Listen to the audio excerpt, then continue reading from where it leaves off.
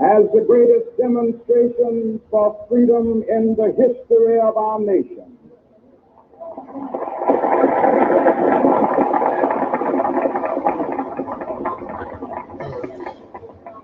Five score years ago,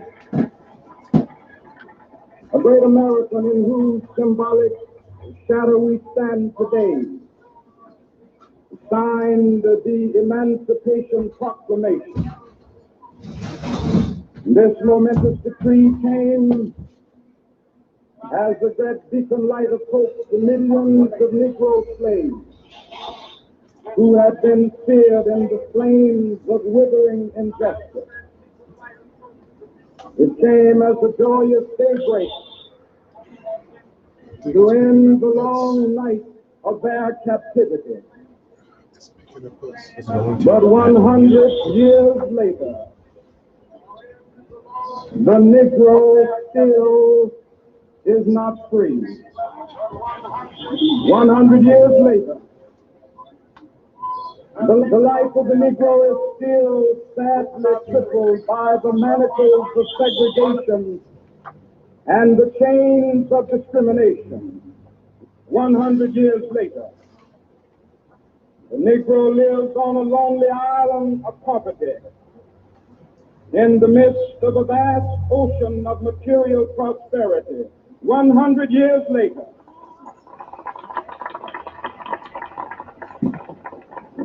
the Negro is still languished in the corners of American society and finds himself in exile in his own land. And so we've come here today to dramatize the shameful condition. In a sense, we've come to our nation's capital to cash a check. And the architects of our republic wrote the magnificent words of the Constitution and the Declaration of Independence. They were signing a promissory note. Americans across the full air. This note was a promise that all men, yes, black men as well as white, would be guaranteed the unalienable rights of life, liberty, and the pursuit of happiness. It is obvious today that America has defaulted on this promissory note insofar as her citizens of color are concerned. Instead of honoring this sacred obligation, America has given the Negro people a bad check, a check which has come back marked insufficient funds.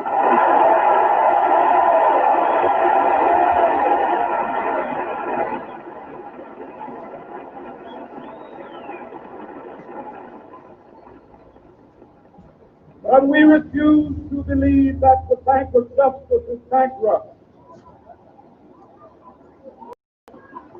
We refuse to believe there are insufficient funds in the great vaults of opportunity of this nation. So we've come to cash this check, a check that will give us upon demand the riches of freedom and the security of justice.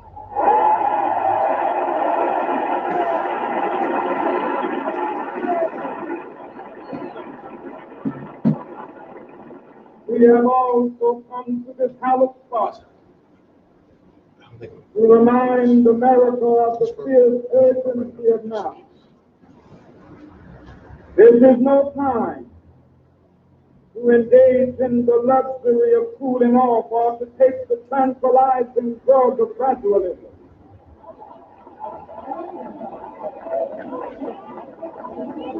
Now is the time to make real the promises of democracy. Now is the time to rise from the dark and desolate valley of segregation to the sunlit path of racial justice. Now is the time to lift our nation from the quicksands of racial injustice to the solid rock of brotherhood. Now is the time to make justice a reality for all of God's children. It would be fatal for the nation to overlook the urgency of the moment. This sweltering summit of the Negro's legitimate discontent will not pass until there is an invigorating autumn of freedom and equality. 1963 is not an end, but a beginning. Those who hope that the Negro needed to blow off steam and will now be content will have a rude awakening if the nation returns to business as usual.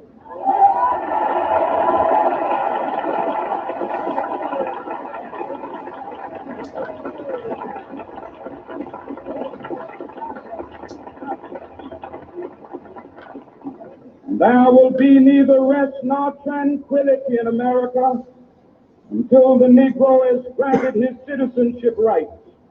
The whirlwinds of revolt will continue to shake the foundations of our nation until the bright day of justice emerges. But that is something that I must say to my people who stand on the warm threshold which leads into the palace of justice. In the process of gaining our rightful place, we must not be guilty of wrongful deeds. Let us not seek to satisfy our thirst for freedom by drinking from the cup of bitterness and hatred.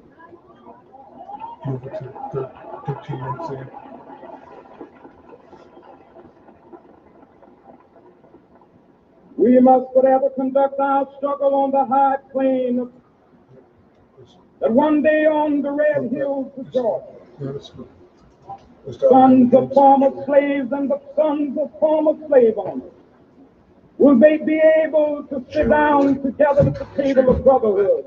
I have a dream that one day, even the state of Mississippi, a state sweltering with the heat of injustice, sweltering with the heat of oppression, and be transformed into an oasis of freedom and justice. I have a dream that my four little children will one day live in a nation where they will not be judged by the color of their skin, but by the content of their character. I have a dream today.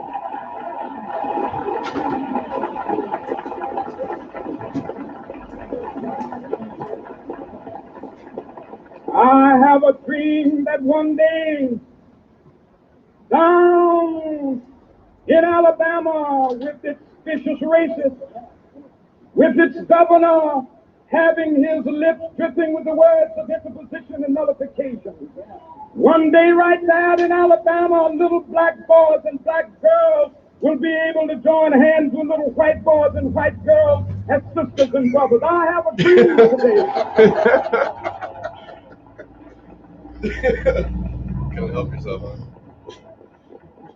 I have a dream that one day every valley shall be exalted, and every hill and mountain shall be made low, the rough places will be made plain, and the crooked places will be made straight, and the glory of the Lord shall be revealed, and all flesh shall see it together.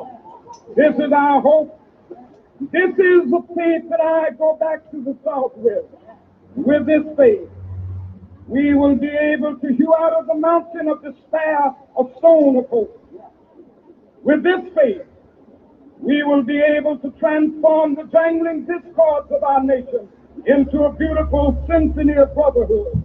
With this faith, we will be able to work together, to pray together, to struggle together, to go to jail together, to stand up for freedom together, knowing that we will be free one day. This will be the day.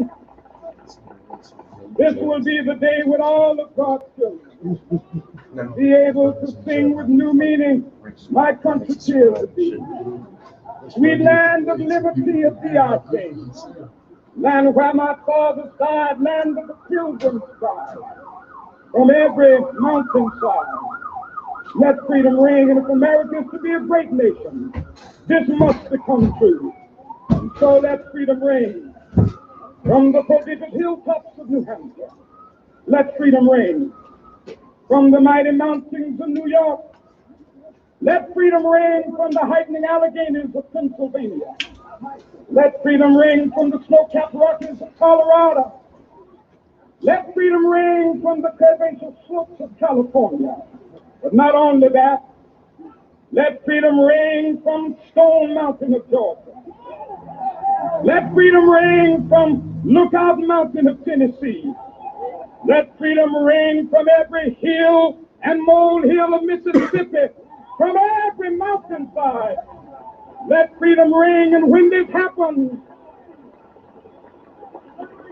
when we allow freedom ring, when we let it ring from every village and every hamlet, from every state and every city, we will be able to speed up that day when all of God's children, black men and white men, Jews and Gentiles, Protestants and Catholics, will be able to join hands and sing in the words of the old Negro spiritual, free at last, free at last.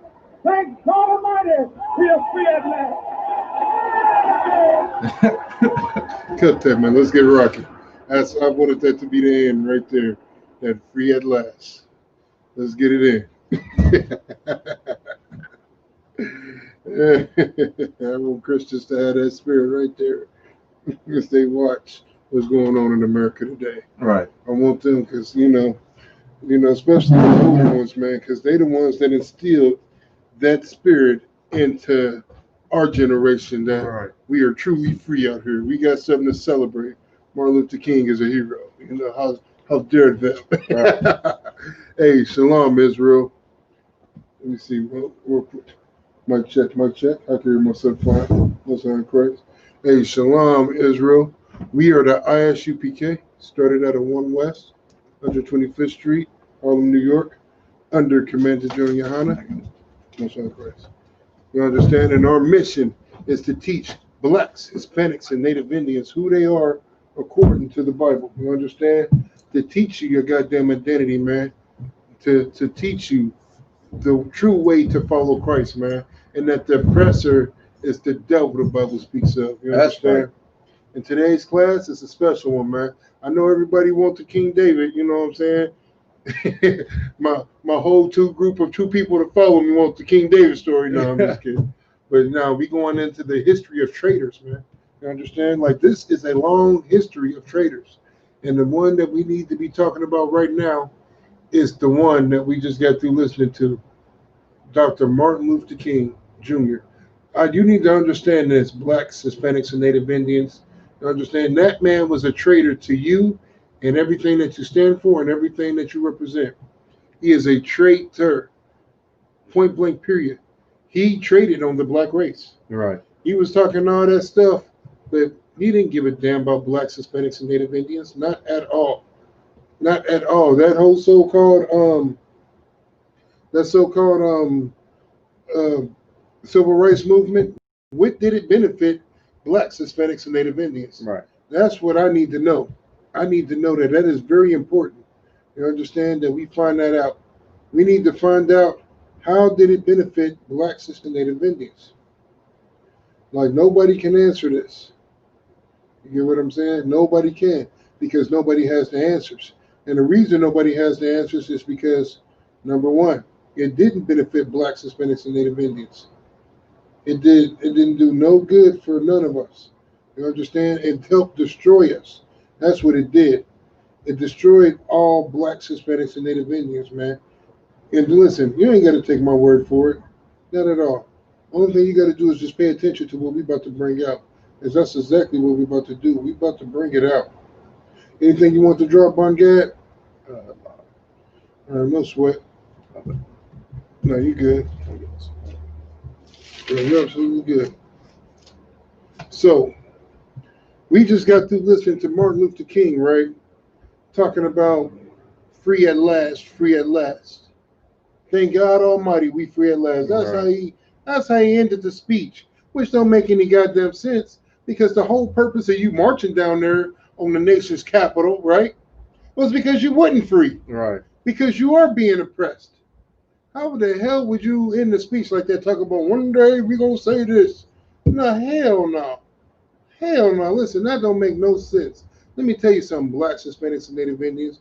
You are not free. You haven't been. And it's only one way that you're going to be, and that's to serve the Most High Christ. And it's only one place doing that, and that is the ISUPK under Commander General Yohana. Right. You understand? Everything else, use a goddamn joke, man. It's a goddamn joke. And it's not, listen, let me tell you something. You're not serving your people. You are not serving your people at all. You are watching your people be annihilated and destroyed out here. You understand? Point blank, period. Watching this traitor say them wicked things about blacks, Hispanics, and Native Indians, man. That is a goddamn joke. Right. You understand? A goddamn joke, man.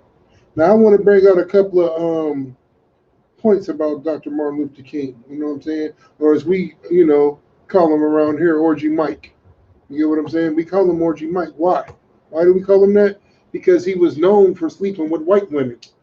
Like when we get to speaking on the evil, like this is how you can tell the world is Christian in nature. Because when we get to talking about the evil of these wicked men who pretend to be men of the Lord, they don't want to hear it. They don't want to hear about Orgy Mike and the orgy balls. You get what I'm saying? They don't want to. Hey, listen, they stay away from that. Where you going to speak on them, man? Where you going to speak on that? Hey, listen, we all make mistakes, right? We all done things that we gonna regret. Now, hell no, listen. Not when you're supposed to be a man of the Lord, right? Not when you're supposed to be a man of the Lord. You listen. It's funny though because you only do that with the people that you like. The people that you like, they don't have to have any morals or a compass. Integrity. They don't have to have any morals, integrity. They don't have to have anything that drives them in the right way to be righteous man. You just let them get away with whatever they want to get away with. And Orgy Mike was no different. Blacks, Hispanics, and Native Indians let him get away with whatever he got away with. They didn't care. And did y'all notice something else about the video? I hope y'all paid attention. There was a lot of key things that I played that video for a specific reason. The beginning, how they was marching, singing, "We shall overcome." I don't mean to laugh. I really don't, man. But it's funny, man. It's funny and it's goddamn sad at the same time. That's apparently going to get us free. Right. Them doing all that singing and all that marching is going to get us free. That freed us somehow. I'm not sure how, right? But that freed us somehow, them singing. You know what I'm saying? So I guess if that's the case, the only thing I got to do is some pop locking, huh? Right. Look, the whole nation free now, I guess, right. Huh? Right. Is that how that works? So it's like if I could, go ahead. And just because our slave master, our oppressor, this pale-faced bastard, says that we're free as a nation, it doesn't make it true. Right. When the North was fighting the South, and you had Union troops come through and let the slaves off the plantations, telling them that they were free, was that true? Right. You understand? When these troops packed up and left, and then guess where those so-called free men went right back to? They went right back to that plantation that they were supposedly freed from. You understand? So just because our oppressor says something, it doesn't, don't take everything these people say as being 100% truth, especially knowing, how it is that they've always been. Yeah, I'm right. And that can lead into today. What free man is being murdered out here in the streets? Damn right. I haven't seen no Asian or African getting murdered out here. I sure haven't either. You only see these oppressors get murdered. It's like you're killed whenever they go commit, they got to kick in the door to the Capitol, right, in order to catch a bullet. Right. So that's exactly what I was thinking of. They got to commit something to such extreme as domestic terrorism for one of these police officers to actually take their lives. And then they're told not to do it. Hey, don't shoot no more of these people. Don't do that. Hey, listen, you tripping. Right. You know what I'm saying? And even then when they do it, the citizens of America, these different oppressors living next door to us, they don't sit there and condemn the actions that those people took. But when blacks, Hispanics, and Native Indians get together and protest or do something out of rage of the 400 plus years of oppression that we've been going through, all of a sudden, those people shouldn't be doing that. They're wrong for that. If they didn't like how things were going here, they need to go back from where they're from. Right. Saying that just goes to show you who it is the goddamn devil that the Bible speaks of. Damn right. Heavy point. Heavy point, man. And everything that Martin Luther King was just talking about, man, it's so funny because it's so relevant to this day. Right. You understand? Now, I wish it was more people. Listen, man, the people that is watching, you know what I'm saying? Share this class. Share it to the Reds page, Sioux Falls page. Share it, you know what I'm saying? Columbus. We need to get interactive out here because I got a lot of questions to ask. I know it's a lot of Christians out there, man, and I need answers. I need answers, right? Right. I need to know. I need to know. Where did Martin Luther King Day even come from? Why are we celebrating this holiday to begin with? Where did it come from? You get what I'm saying? And I know a lot of people don't know, but don't worry. The ISUPK is here for you. That's what we're here for. Right. This is the Israelite School of Universal Practical Knowledge. And that's what we about to drop. We about to drop some knowledge that should be universal and practical for you to know, Black man, Hispanic man, Native Indian man. Now, we're going to start with the basics. You got some more? I was just going to add, I was going to say, not only where it come from, but why is it that it's being pushed harder than it has been ever since it was incorporated? Damn right. Because, shoot, I got the day off from my slave. Ain't never had the day off. Out of all the years that specific company, they have never shut down that factory for Martin Luther King Day. Right. And so we got to ask ourselves, why is it that this, certain holiday and the beliefs behind it are being pushed so hard? I'm not even going to say upon the nation, but upon Blacks, Hispanics, and Native Indians. Right. Because that's where it really counts. Right. And I'm about to go into a touchy subject, man. Now, like I was asking, where did it come from? I'm going to tell you. I got some notes on it. All right, so guess who okayed the celebration of this holiday, the made it an official holiday? Guess who did it? That's what I'm here for. I got you. No sweat. It was President Ronald Reagan. I'll say that name again. The President Ronald Reagan that made Martin Luther King an official holiday. And it's funny because if you ever watched the ISUPK class with Commander General Yohana, he'd tell you everything there is to know about Reagan. Right. And the one thing that we should all know about Reagan is what? That he pushed more dope in our communities than anybody. Reagan pushed more dope in Blacks, Hispanics, and Native Indian communities than a little bit, man. He was, that was El Chapo. That was the cartel. He was the cartel. Listen, Reagan is responsible for pushing all the crack cocaine, all the heroin, all that in Blacks, Hispanics, and Native Indian neighborhoods, as well as locking niggas up for it. Not only did he push it in the neighborhoods, but he locked niggas up for it. And then here's goes to show you the mindset of an oppressor. In order to keep you docile, in order to keep you asleep, in order to keep you loving him, what does he do? He gives you Martin Luther King holiday. Right. He gives you that day. And then not only does he give it to you, but he also does it in the same month that you're supposed to have Valentine's Day. And what is Valentine's Day all about? It's all about love, right? Like this, what you call the love month, right? February, Valentine's Day, this is the month of love. Why is it that this is the month of love as well as supposed to be a pro-Black month?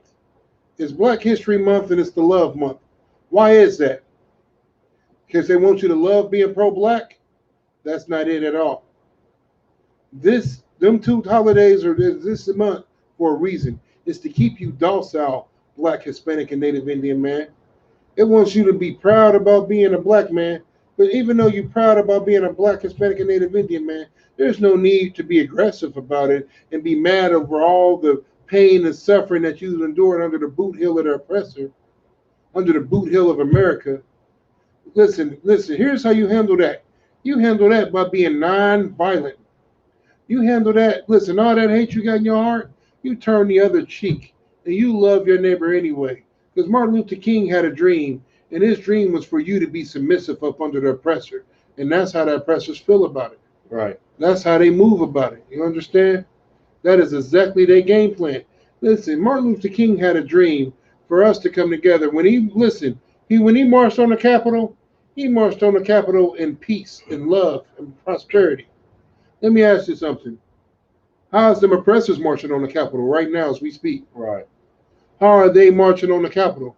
Are they in there? Are they down there marching saying we shall overcome? Is that what they doing down there on the Capitol? Listen, they out there for their rights, right? Right. Go ahead, I money man. Bring it I was out. going to say they are marching on the Capitol how their ancestors would have marched on the Capitol. You know, saying how their Mighty point. ancestors Mighty came up point. against what they would call depression, it's like oppression. Right. You know what I'm saying? From Let the it be British. Britain. Yeah. That's how they're doing that. Right. But when it comes to our people, shoot, I would say the Gadites, so-called Native Indians, we can't even do what it is our ancestors would have done. Our ancestors would have went to war, but the minute different indigenous tribes come together, hey, no, you can't be doing that. Right. What you're doing is wrong. You got to make appeals to the government, you know, the state government, the federal government. Right. You got to jump through all these different hoops if you want to do the right thing, but when it comes to them and them thinking that they're oppressed, it's up in arms. Damn right. Damn right. Heavy point. Like right now, proof is in the pudding. We're witnessing it right now. And here's the killer part. We've witnessed it all through the oppressor's history. All through their goddamn history. When are you going to get a clue? Black man, Hispanic man, Native Indian man. And I say you because I'm making a difference between the black Hispanics and Native Indian man who wants to be a Christian and love the oppressor, and us in Isupk who stand in unity against that filth. Martin Luther King destroyed blacks, Hispanics, and Native Indians neighborhoods. Right. He destroyed our families. Right. You understand? He told you want to know what happened in Black Wall Street? Martin Luther King happened to Black Wall Street. You want to know what happened to Rosewood? Martin Luther King happened to Rosewood. Let me tell you something. It's him and people like him that destroyed all of us, man. All of us. Point blank period. Point blank period. He is, I'll give you another fun fact, right? So he's an ordained minister, a Baptist minister, right? That's his history. He's an ordained Baptist minister. He was, should I say. Why is that not shocking? Why? Right. When I say that, anybody that got a lick of knowledge of truth in him, that's not shocking to you. You're like, yeah, I knew he was a Christian. I knew he was an ordained minister. You know what I'm saying? Look at how he moved. What's the first clue? He's an ordained minister. He loves the oppressor. He loves the oppressor. He wants to join you and put you on the bottom and put the oppressor above. That's how you know he's a goddamn Christian. Because that's what Christianity is all about. Christianity is about white supremacy. It's not about black supremacy. Because if it was, we would do what the Lord told us to do and separate. We just watched his speech. In his speech, he said, I have a dream that one day the little black boys and little white girls will come together and hold hands and kumbaya and all that other filth, man. Well, that ain't what the Lord said. Right. That is not what the Lord said. Matter of fact, I'm going to get what the Lord said. I'm going to get it in Deuteronomy 7 and 3.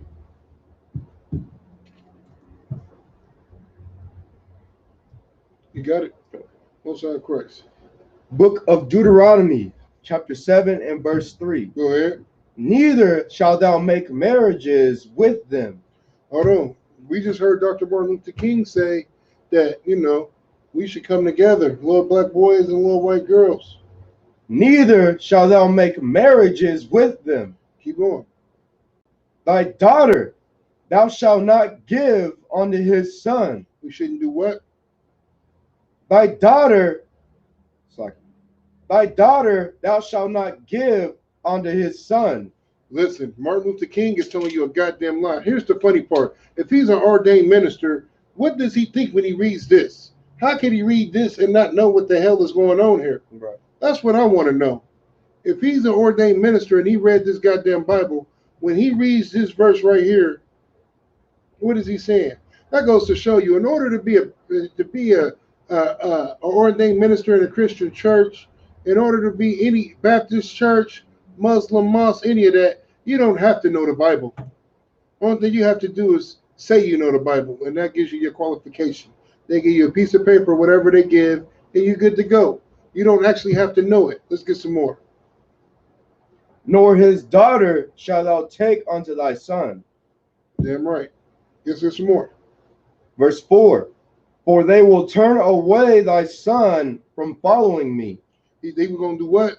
For they will turn away thy son from following me. That little black boy and them little white girls, let me tell you what that white girl going to do. She's going to turn that brother against his other brothers. She's going to turn that brother against the Most High. Right. He's no longer serving the gods of his father. Guess what gods he's serving now? He's serving the gods of the oppressor. Why do you think Martin Luther King was doing what he was doing? He wasn't serving the Most High. He wasn't serving the nigga God. He was serving the white God. How do you know that? Because they got the Watergate Hotel footage shows you him sleeping with white women. Right. You want to bring something out? I was just going to add off of what you brought up with this scripture. You know what I'm saying? If these heathen women can steer away mighty men like King Solomon from following the Lord, and saying, what makes you think that they can't cause you to stray from the Lord? Right. You understand? Someone that is a drug addict in the world, as an alcoholic, you understand that, follows after all his lustful desires. What makes you think that one of these women can't cause for you to, follow after their gods? Because, hey, you understand that box, it can be a powerful thing. Right. You understand? A very powerful thing. Right. And before we go any further on the scripture, I got something I want to pull in Black Indians, page 101. If we could, Barn Guy. Page 101 in Black Indians. Gotcha. Now, this is funny, though, because once more, the Lord is telling you, don't be taking on them. You get what I'm saying? Don't take on them as family. Do not take on them as family. Do not take on them as friends. Why?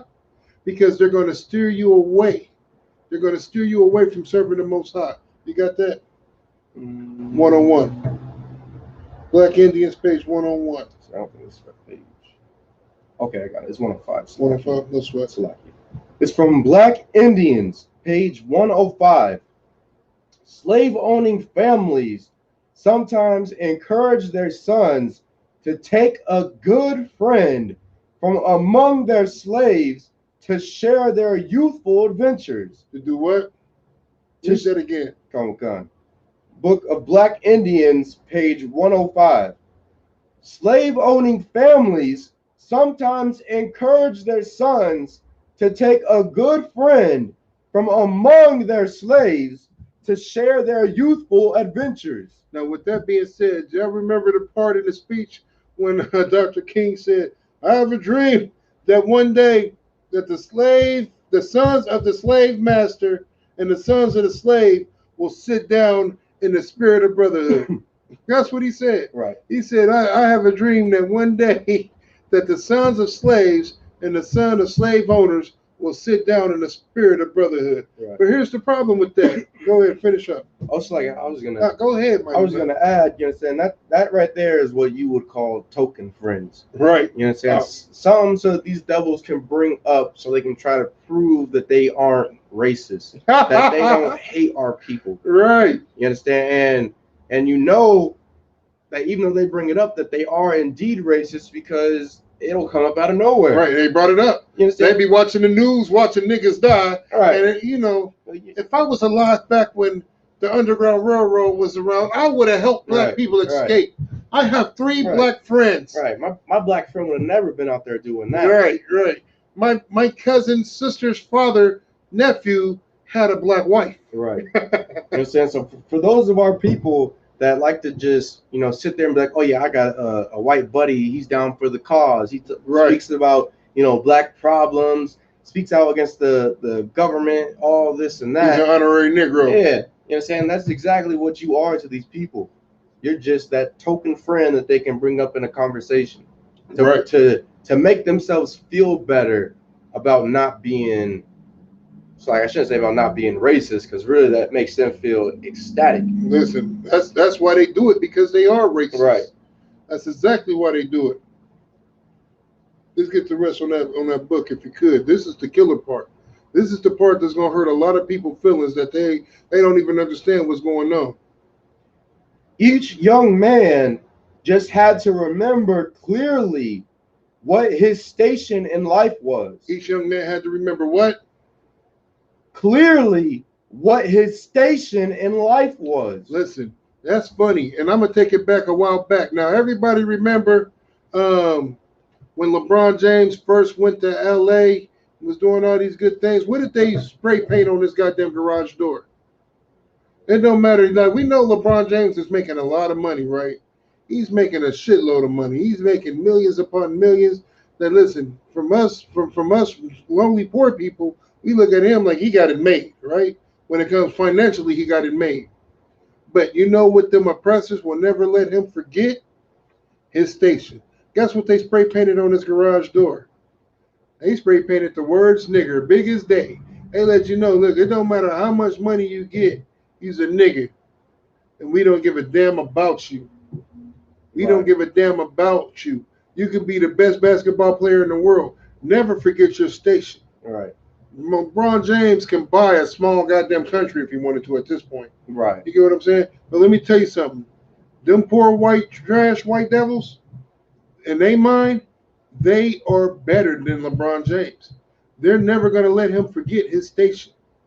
And for you to think that Dr. Martin Luther King's dream is a reality where we could come together with our oppressor and sit together and be friends and hold hands and come together in the spirit of brotherhood, that is not the case at all, Black, Hispanic, and Native Indian. Man, look at your goddamn slavery. Look at the job you go to.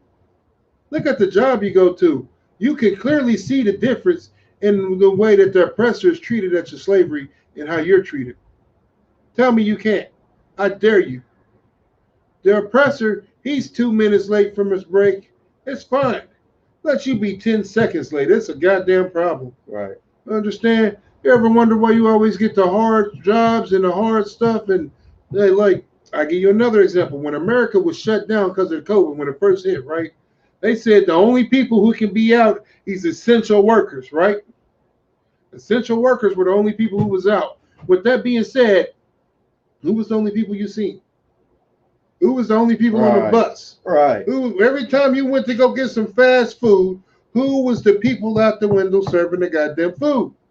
Who was the people taking the order? Who was the people cleaning the bills? Who was the people working?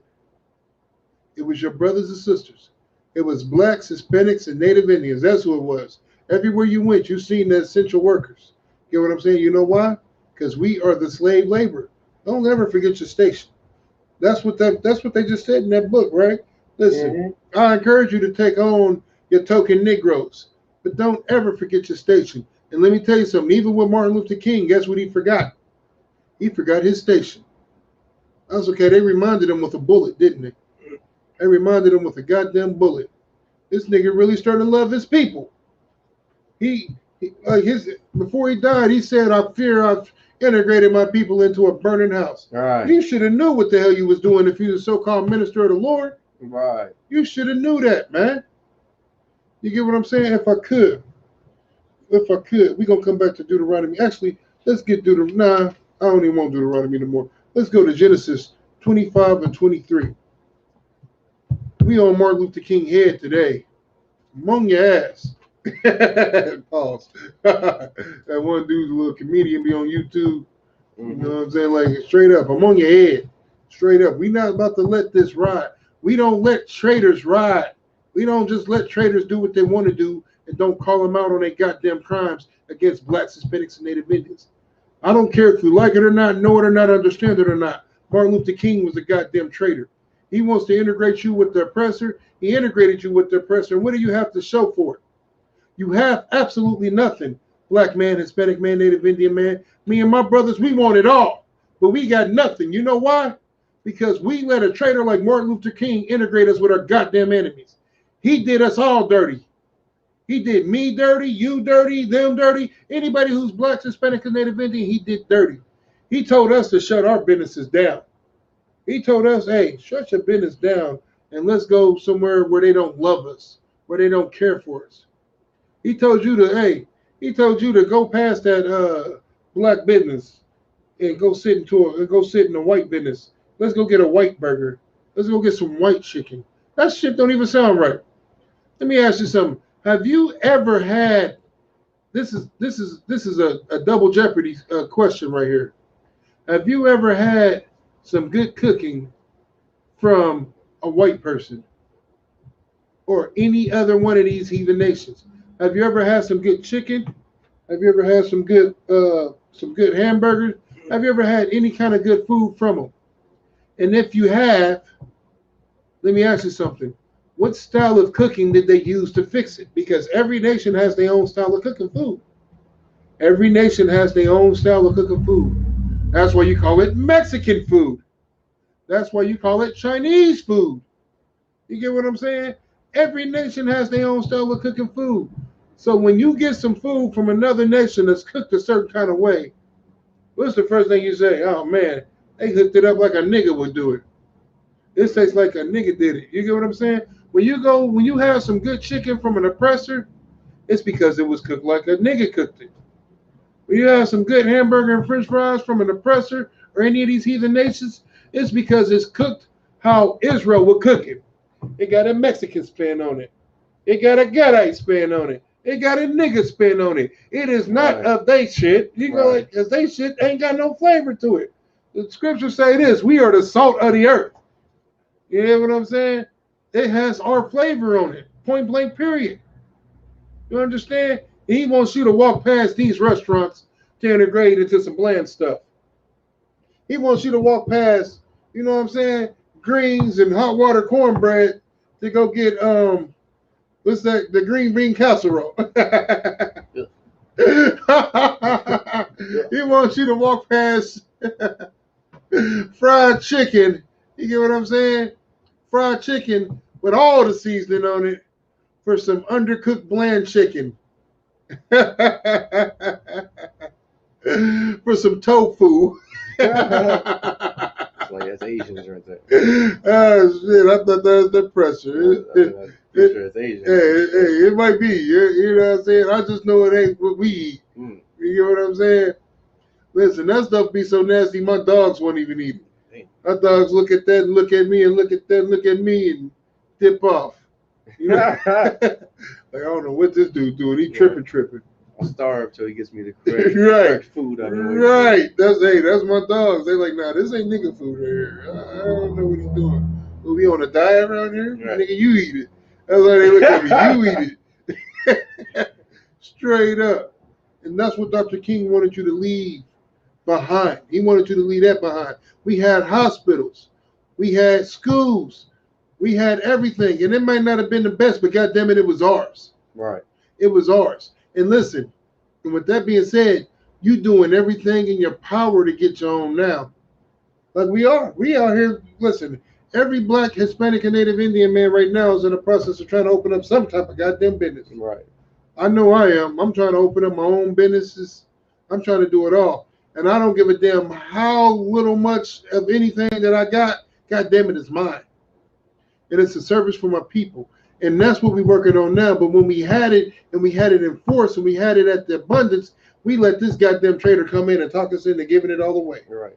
So like if I Go could, ahead, mighty man. Just to touch on how much of a devil our oppressor is, you understand, with how it is you brought up, how we used to have all this abundance of businesses, right? And we could really own our own, towns or blocks, you understand, just places for blacks, Hispanics, and Native Indians to be, and for it to be a safe place. But you understand, when you bring up how it is that our oppressor has destroyed, our different black businesses in order for us to really have some type of, building power as a nation, right? Like these devils will come and be like, oh well, there's black businesses.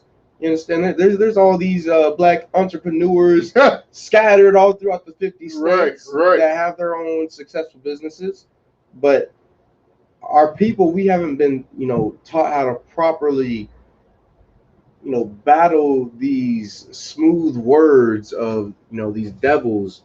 You understand? Because really, all you simply got to say is, okay, well, that's not enough to truly contribute to building our nation. Right. You understand? Them them little businesses it is that our people have built through, you understand, hard work, you understand, work that required more than what these devils would have to go through to make their businesses. Right. You understand? Through all the years of that, that's not enough to truly, provide something for our nation. You goddamn right. And the proof of that is right here in front of our goddamn eyes. Right. And here's another thing. Like, we know it's not enough for us. The oppressor has everything. Like, Salaki, I gotta say it. White America, they don't want or need for anything. Right. They don't. But right now, they are downtown in every major city marching on their capital, right? Why? Because they feel like what they have ain't enough. And they have everything. They feel like what they have ain't enough. And let me tell you something. Them down there, them marching, them doing all what they doing, it ain't to be equal with you, black man, Hispanic man, Native Indian man. It ain't. They not down there asking for equality. Right. They're down there asking for rulership. Right. They're down there saying, why are you trying to split the rulership? Why are you trying to divvy things up and make stuff fair? Why are you trying to make stuff? Why are you giving them an opportunity? That's what they down there saying. Why are you giving them an opportunity? Listen, Biden, we know what Biden represents. Any black, Hispanic, and Native Indian man with worth his salt and any kind of common sense knows what Joe Biden represents. Right. There has not been a president yet that was not for white America. Even Obama was for who? White America. He bailed out all the major companies. He didn't bail niggas out a little bit. Go ahead. It's like I just want to touch on what you had said. Damn right. So I want to bring an example out for you.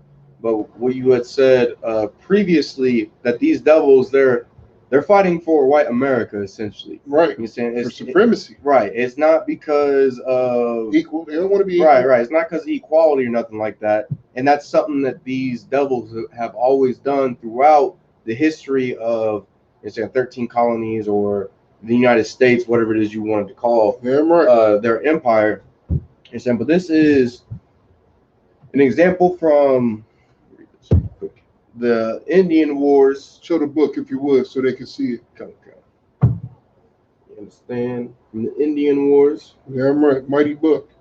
Saying it's battles, bloodshed, and the fight for freedom on the American frontier. Right. Saying little do we know it's freedom for who. Right. It's lucky. You understand? But this, what I'm about to bring out, it's about this devil whose name was Nathaniel Bacon. It's called the Bacon's Rebellion.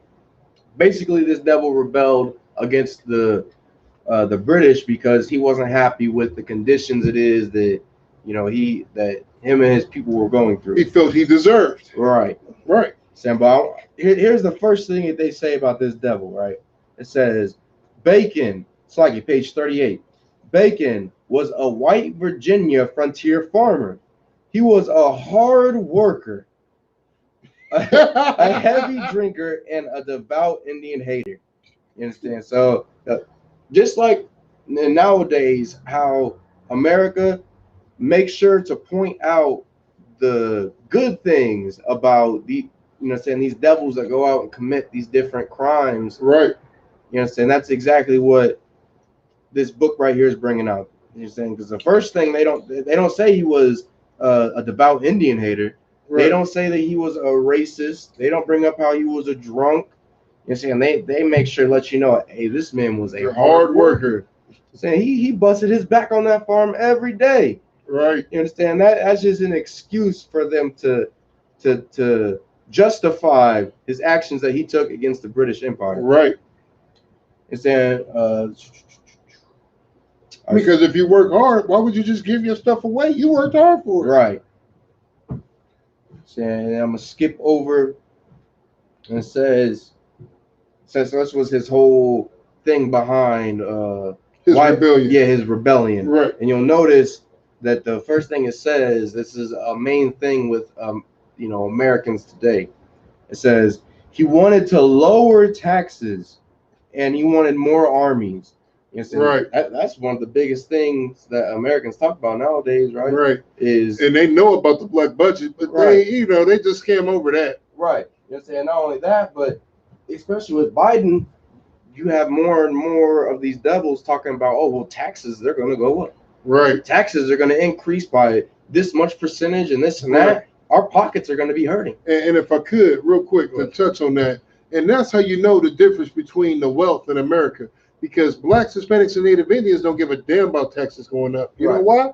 Because we poor. Right. It don't make a difference how much more taxes you take out. We still gonna goddamn live from paycheck to paycheck. Right. We still out here suffering. Right. We don't have that kind of money to be worried about what you gonna do with it. Right. We just know we gotta cover these goddamn bills. But when you got money and you got money sitting in the bank and you got a plethora of revenues coming in, you worry about that. You can worry about taxes. We can't because we don't have any businesses, any money, any kind of economic system amongst yourselves to worry about some money. So, I understand. He's a hard worker. Right. He's, building up, He got to take care of his own land. Listen, he got to take care of that. Just like these businesses in America, they got to make sure they take care of their own people. Damn right. So listen, them taxes is a problem. Yeah. You just can't be charging me no extra $200-$300 or whatever it is you try to charge. Right. I'll give a damn for 3 cents. Yeah. I need that. So it continues the Susquehannock still occupied a vast territory west of the English farms, and he felt that the local militia should forcibly take their land and subjugate them to enable further English expansion. So you talking about he want to subjugate, our Gadite brothers? Right. Is that what he want to do? Right. He just want to forcibly take their land? Is that what that's saying? Right. I thought he was a hard worker. Right. I was saying, Sluggy, if I could, and his rebellion is against the British, but yet he wants to expand British land. Right. He said, yeah, it's against the British, but somehow we gotta, in order for me to fight the British, I gotta fight these niggas. Right. I'm gonna keep reading. My fault. And then it continues on page 39. Bacon disliked Indians of all kinds, but the Susquehannock was most of all. To bring about a more dramatic result, he reached out to the Okonechi tribe for alliance. So even though he had all this hatred towards the Indians, towards all these different tribes, he still joined hand in hand with them. It clearly said that he hated Indians of all kinds, but he reached out to some Indians to help fight some Indians. Is that what you're trying to tell me? You know what that sounds like to me? Devil. That sounds like modern day America. Right. Devils right now. And you know what I'm saying? Even though they hate niggas, they gonna reach out to some niggas to seduce some niggas. That sounds like white people reaching out to Martin Luther King to fund this nonviolent campaign that marched over all of black society to keep us docile and weak and surrender our properties, is what that sounds like to me. I'm just saying. I didn't mean to cut you off. Go ahead, mighty man. Okay. And this is at the end of his so-called rebellion. And this is the end result that the British Empire came with his little militia group. Right. And it says, so let's talk about the British Empire right here. It says they countered the threat with appeasement of white frontiersmen, but also with much stronger racial rules for slavery. The Virginia Slaves Codes of 1705 clearly segregated black slaves from white indentured servants. You know what I'm saying? So, I mean, if this right here ultimately put down the entire rebellion, that really all they did was basically, put a difference between the lower class of the people in the 13 colonies and a difference between the slaves, between blacks, Hispanics, and Native Indians, and that squashed the entire thing. Right. And they didn't have to lower the taxes. They didn't have to bring more armies to help guard the lands. They simply had to make a difference between the two people. Right. That sounds like what we, kind of sounds like what we living right now. Right. I mean, I don't know. Maybe I'm wrong. Maybe I'm wrong, but don't it seem like, I don't know, that same strategy that's implicated right here is the same strategy that's implicated now. Right. Because, if you wouldn't with Martin Luther King nonviolent, what I'm saying, nonviolent approach to things, then you was a thug, a gangster, a violent Negro. You know what I'm saying? Like you just not, listen, you're not the kind of niggas we like. Right. You know what I'm saying? You got to submit, because without submission, I mean, what the hell is you doing? The hell is you doing? And if you could, I was gonna add. Yeah, right. You understand? One thing we gotta realize as a people is that whenever these devils, rise up against their governments and seek to, fight these mighty armies, it's not for the benefit of our people, no matter how much they join to us. Because we see how this, blatant racist, he joined himself to the same people he hated. Right. You understand? Also, he could, destroy us. Right.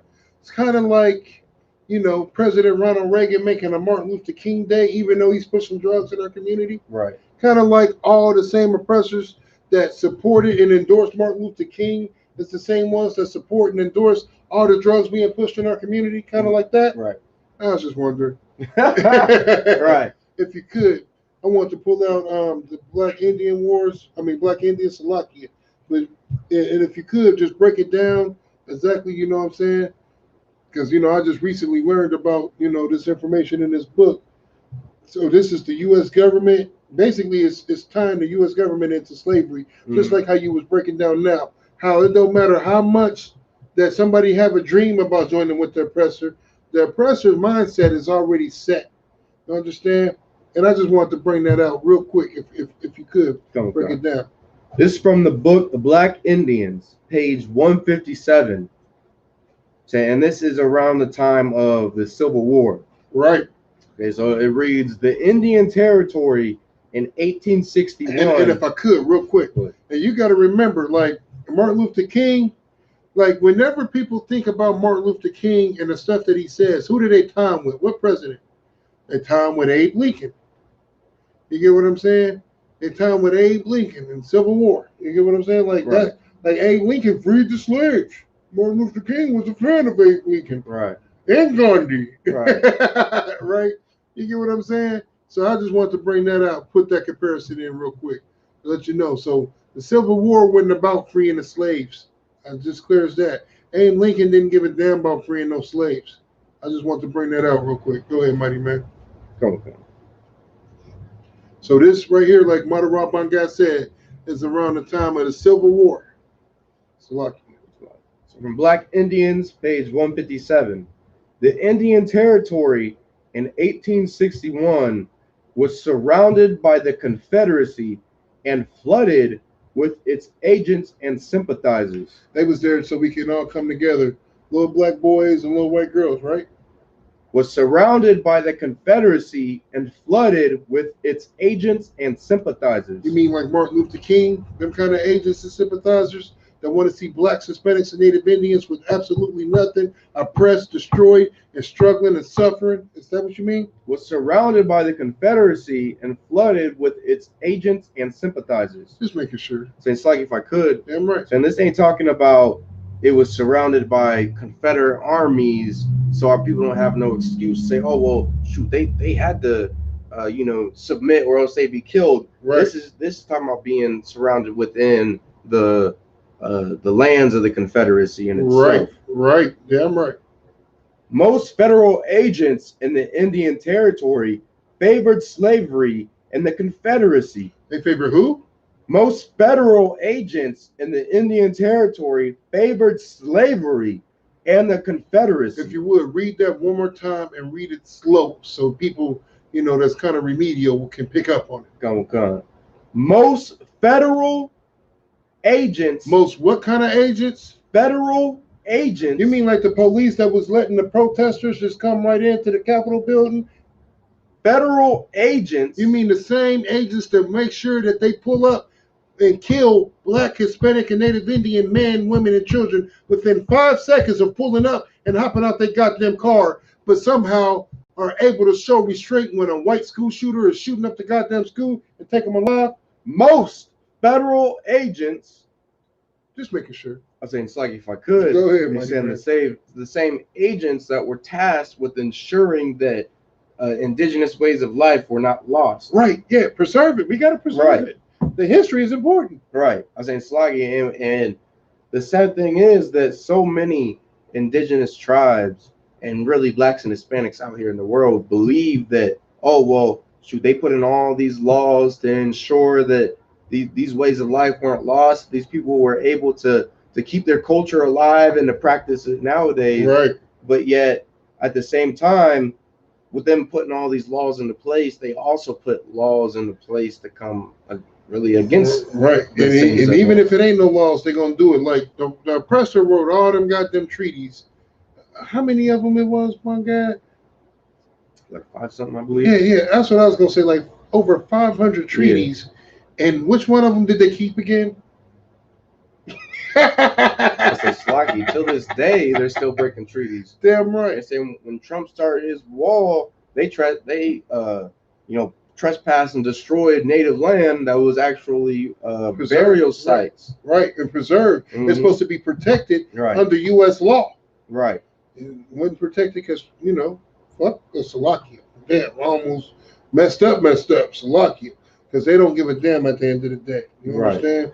The oppressor is such a wicked beast. It's such a wicked animal, man, that we thinking that coming together, because Martin Luther King told us to come together is going to happen. We've been hearing that since, what year was that? 1861? Oh, God. Since 1861, we've been trying to come together. And guess what's been happening? Nothing. That's what's been happening. Say it with me. Straight up. Right.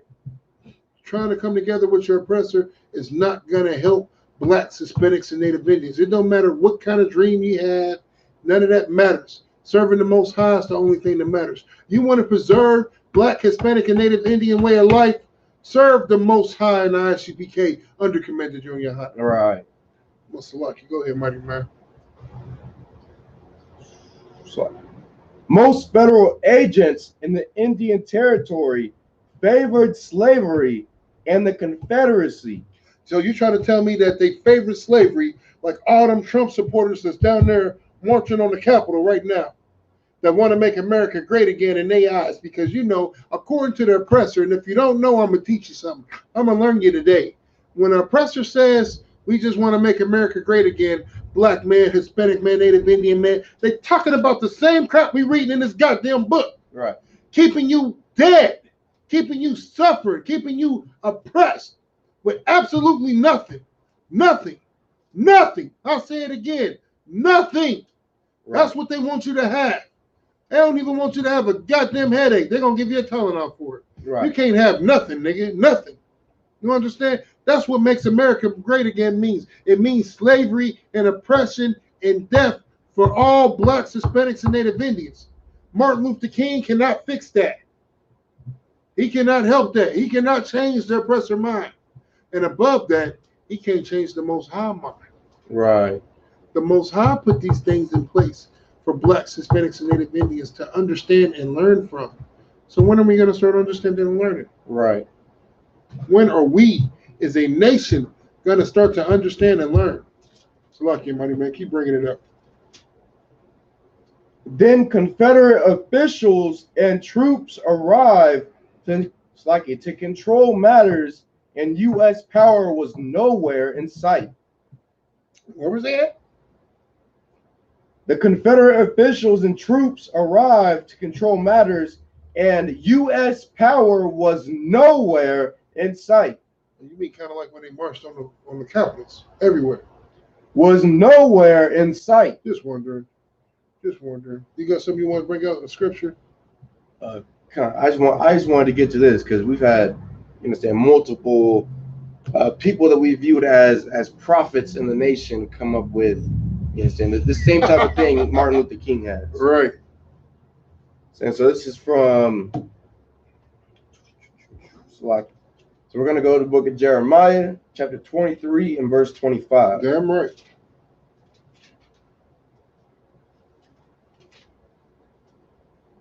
Let me wait till some of the people get it online, or no, rock it out. Okay.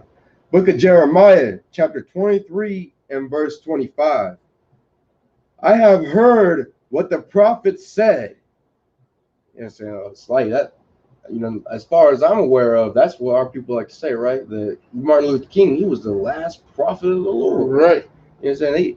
He spoke him directly from the Lord. Right. That's what they truly believe. That's what they say. That's what they believe.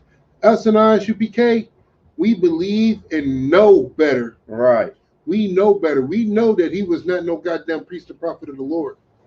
That was the enemy. Right. He was the enemy. You ever seen damn, that's a damn shame I can't even remember that movie. Was Morgan Freeman. Damn, that's a damn shame. But he that's when he was the principal of the school. When he put the chains on the door, he had the walkie-talkie. Get the chains up. The enemy is here. The enemy is here. Like that's how we feel about Martin Luther King. He is the enemy. The enemy is here. The enemy is not. If you listen, if you're not in the Isupk, the Commander Junior Hana, and I make it even simpler. If you don't support Black, Hispanic, and Native Indian supremacy, rulership over everything, you are the enemy. Right. You are the enemy. Point blank, period. Simple as that. Mic drop, nigga. Right. You the enemy. Because let me tell you something. Them devils down there that's marching on these cities, they are about supremacy. None of them has said, we're down here in the U.S. Capitol because we believe in coming together with all the other nations and making sure that this country is great again. Right. None of them have said that. It's like if I could, go ahead, Mighty. More importantly, nobody came there and said we need help against these races. Right. We need help against these people trying to divide the nation, right. Trying to divide black from white. Ain't none of that happened. They say keep it divided. I would say even these devils out here that claim to be down for the cause, like we brought out earlier, claim to have them token best friends, claim to be having disgusting slave sex with a man or woman. Right. You understand? They aren't out here saying, oh, we need to stop this. We all need to go out there. We all the same people. Yeah, we need to do this and that in order to stop this division from happening amongst our people. Right. Ain't none of that is happening. Right. You goddamn right. You are goddamn right. You understand? They aren't following the words of what was supposed to be the last prophet of God. Damn right. I was just about to say that. Everybody said Martin Luther King had a dream that we could all come together. Like they not out there saying that. It's like if I could. You're saying even drug dealers got dreams. Right. You're saying when I was in the world, I even had dreams of being a kingpin. Hey, listen, you and me both. Hey, listen, my goddamn dogs have dreams. I see it all the time. I'll be watching my goddamn dog. My dog being doing this running. I was like, man, this bitch running in her sleep. Running around. Yeah, wake her ass up. She's dreaming too hard. You get what I'm saying? She has dreams. Am I supposed to follow her dreams? Right. Am I supposed to follow my goddamn dog dreams because she had a dream? As they slack you. Yes, and then devils out there at the Capitol, they have dreams. Damn right. They have dreams for our people to be in shackles. Does that mean you're going to go ahead and slap them on yourself, walk out the front door and be like, hey, I do as you please, master? Right. Listen, that's the whole purpose of the Disney concept. The Disney movies, the whole thing. When you go to Disney World, what they say? Disney World, where dreams come true. Mm-hmm. You get what I'm saying? Everybody got goddamn dreams, but let me tell you something. If your dream that you have ain't following these laws, statutes, and goddamn commandments, it's not a goddamn dream. It's a nightmare. It is a nightmare. I listen. Trust me when I tell you this. I've been raised up by mighty men to be a strong priest and prophet of the Lord. If you're not following these laws, statutes, and commandments in your dream, then you're having a goddamn nightmare. Right. Because guess what it's going to lead to? It's going to lead to death and destruction. Right. Go ahead and finish what you got, mighty man. Salakia. Come. That prophesy lies in my name. They do what in his name? That prophesy lies in my name. I had a dream that little black boys and white girls gonna come together, hold hands, have a good family, raise kids, make America great again at the same damn time. That prophesy lies in my name. Damn right. Say slacky out of them. No, Christians say there's nowhere in the scripture talking about Martin Luther King. This is talking about, saying lying prophets. You can't say that about him. saying, but that's why you got to keep reading it in the scripture. Right. And saying, and if I could, you understand it, especially with these Christians, it's and they just kill me because they'll sit there and say, oh well, you know, the Bible can be interpreted all kinds of ways. Every kind of way. Listen, it can be like left is left, right is right, up is up, down and down. Well, see, it depends on how you read that, brother. Right. Because, you know, sometimes when you're going down, you got to go down to go up. So when it says down is down, that means that left is really right. Right. And wrong is really not wrong. Right. Like, what the hell? Right. It's only one way to interpret this Bible. Right. And the reason you don't know that is because you're a goddamn Christian and you haven't been taught anything but to love white supremacy. Right.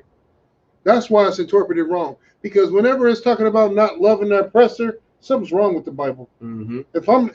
If you're a black, Hispanic, and Native Indian, and the Bible is not telling you to be submissive, in your mind, there's something's wrong with the Bible.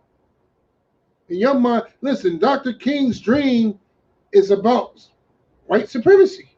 In your mind, get that Christian dogma out of your goddamn mind, man, right. And listen to what this mighty man is bringing out. Go ahead with the scriptures. Saying, I have dreamed. I have dreamed.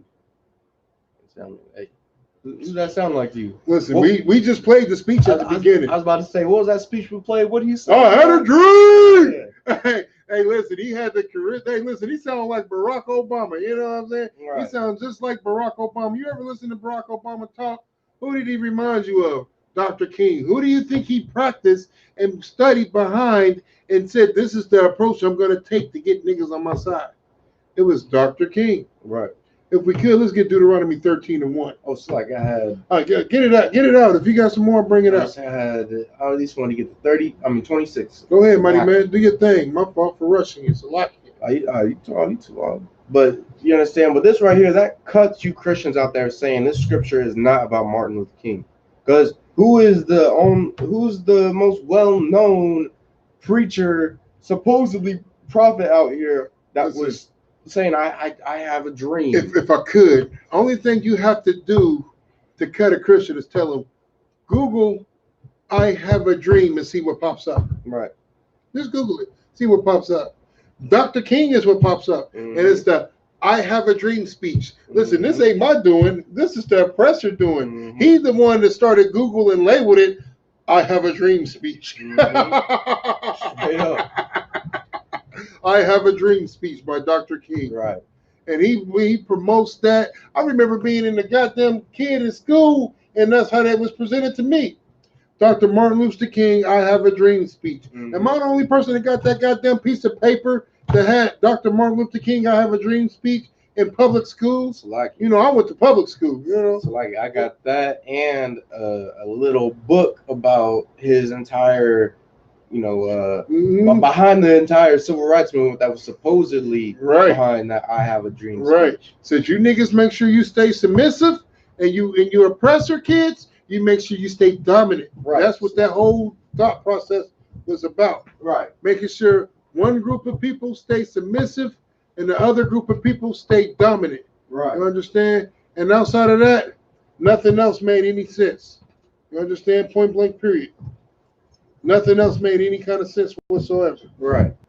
I say, and the bad part is that Martin Luther King isn't the only one that had a dream, you understand, about us coming together with these heathens and these damn devils. Right. You understand?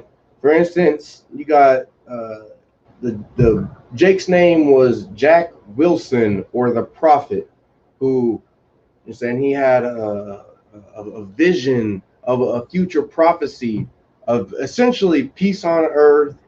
You understand? Everybody coming together, and basically his vision was the whole premise behind the ghost dances that you know, Sitting Bull was, you know, incorporating in his movement of bringing different indigenous tribes together.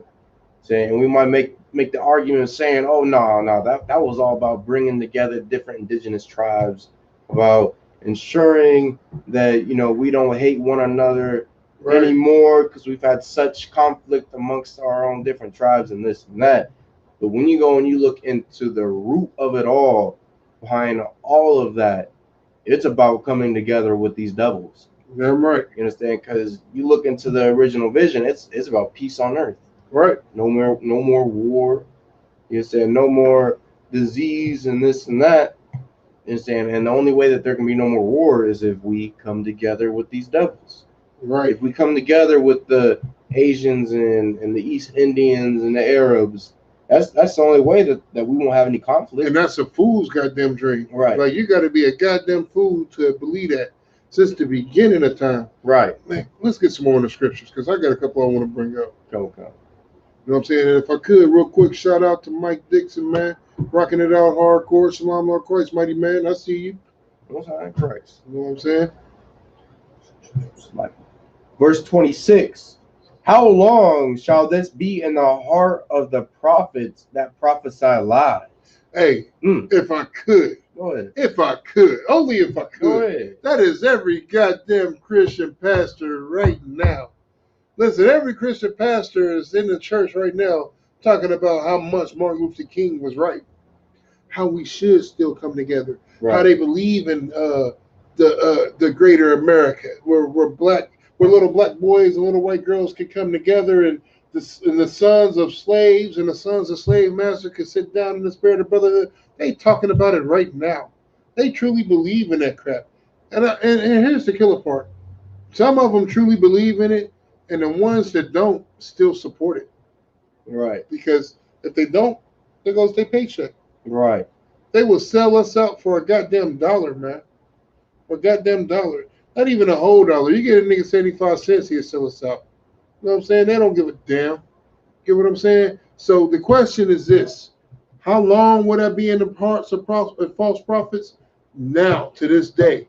Until you understand that the ISUPK is the only ones that have the answers. Right. Until you, and I'm making a difference between us and you. Because listen, if you're not in the ISUPK under Commander Junior Hunter, you need to come. You need to. I'm not here because I want to be here. I'm here because I have to be here. Right. Why do I have to be here? Because at the end of the day, it's not about me. It is about my sons, my daughters, my brothers, my sisters, my nation. That's why I'm here. I have to be here because I love my nation and my people more than I love myself. Right. You understand? That's what it's about. It's like, if I could. Go ahead, mighty man. You know what I'm saying? I mean, it's like I'm gonna go ahead and reread that from the top for the people. Verse 26. How long shall this be in the heart of the prophets that prophesy lies? You understand? So even after all that it is that America has done to our nation, whether you are Black, Hispanic, or Native Indian, with, you understand, the drugs being pumped into our community, the weapons, the division it is that they teach our people, social injustice. You understand? All of it. You understand? The missing sisters out on the reservations, knowing damn well that the government has some hand in it. So, Lucky, if I could, you got to make sure that you bring that up every class. You already do, but I want to make sure that these brothers and sisters never forget. Right. Yeah, like we got brothers and sisters missing everywhere, and especially on the goddamn reservations. More so on the reservations. Why? Because all that shit is swept up under the goddamn rug. It's swept up under the rug. Don't nobody give a damn about the reservation. Right. They don't. Point blank, that's just the fact of the matter. They don't care. And that is so goddamn heavy that you bring that up, even with all that happening. You know what I'm saying? So, Lucky, I didn't mean to cut you off. It's wild. You understand? I mean, because that's such a heavy topic, and it's something that is like truly devastating the different, indigenous communities. But yet, as a nation, we believe so much in this dream, this fantasy of, if I do this, and that, eventually America, they're going to realize, I've done these people wrong. I'm going to give them my love.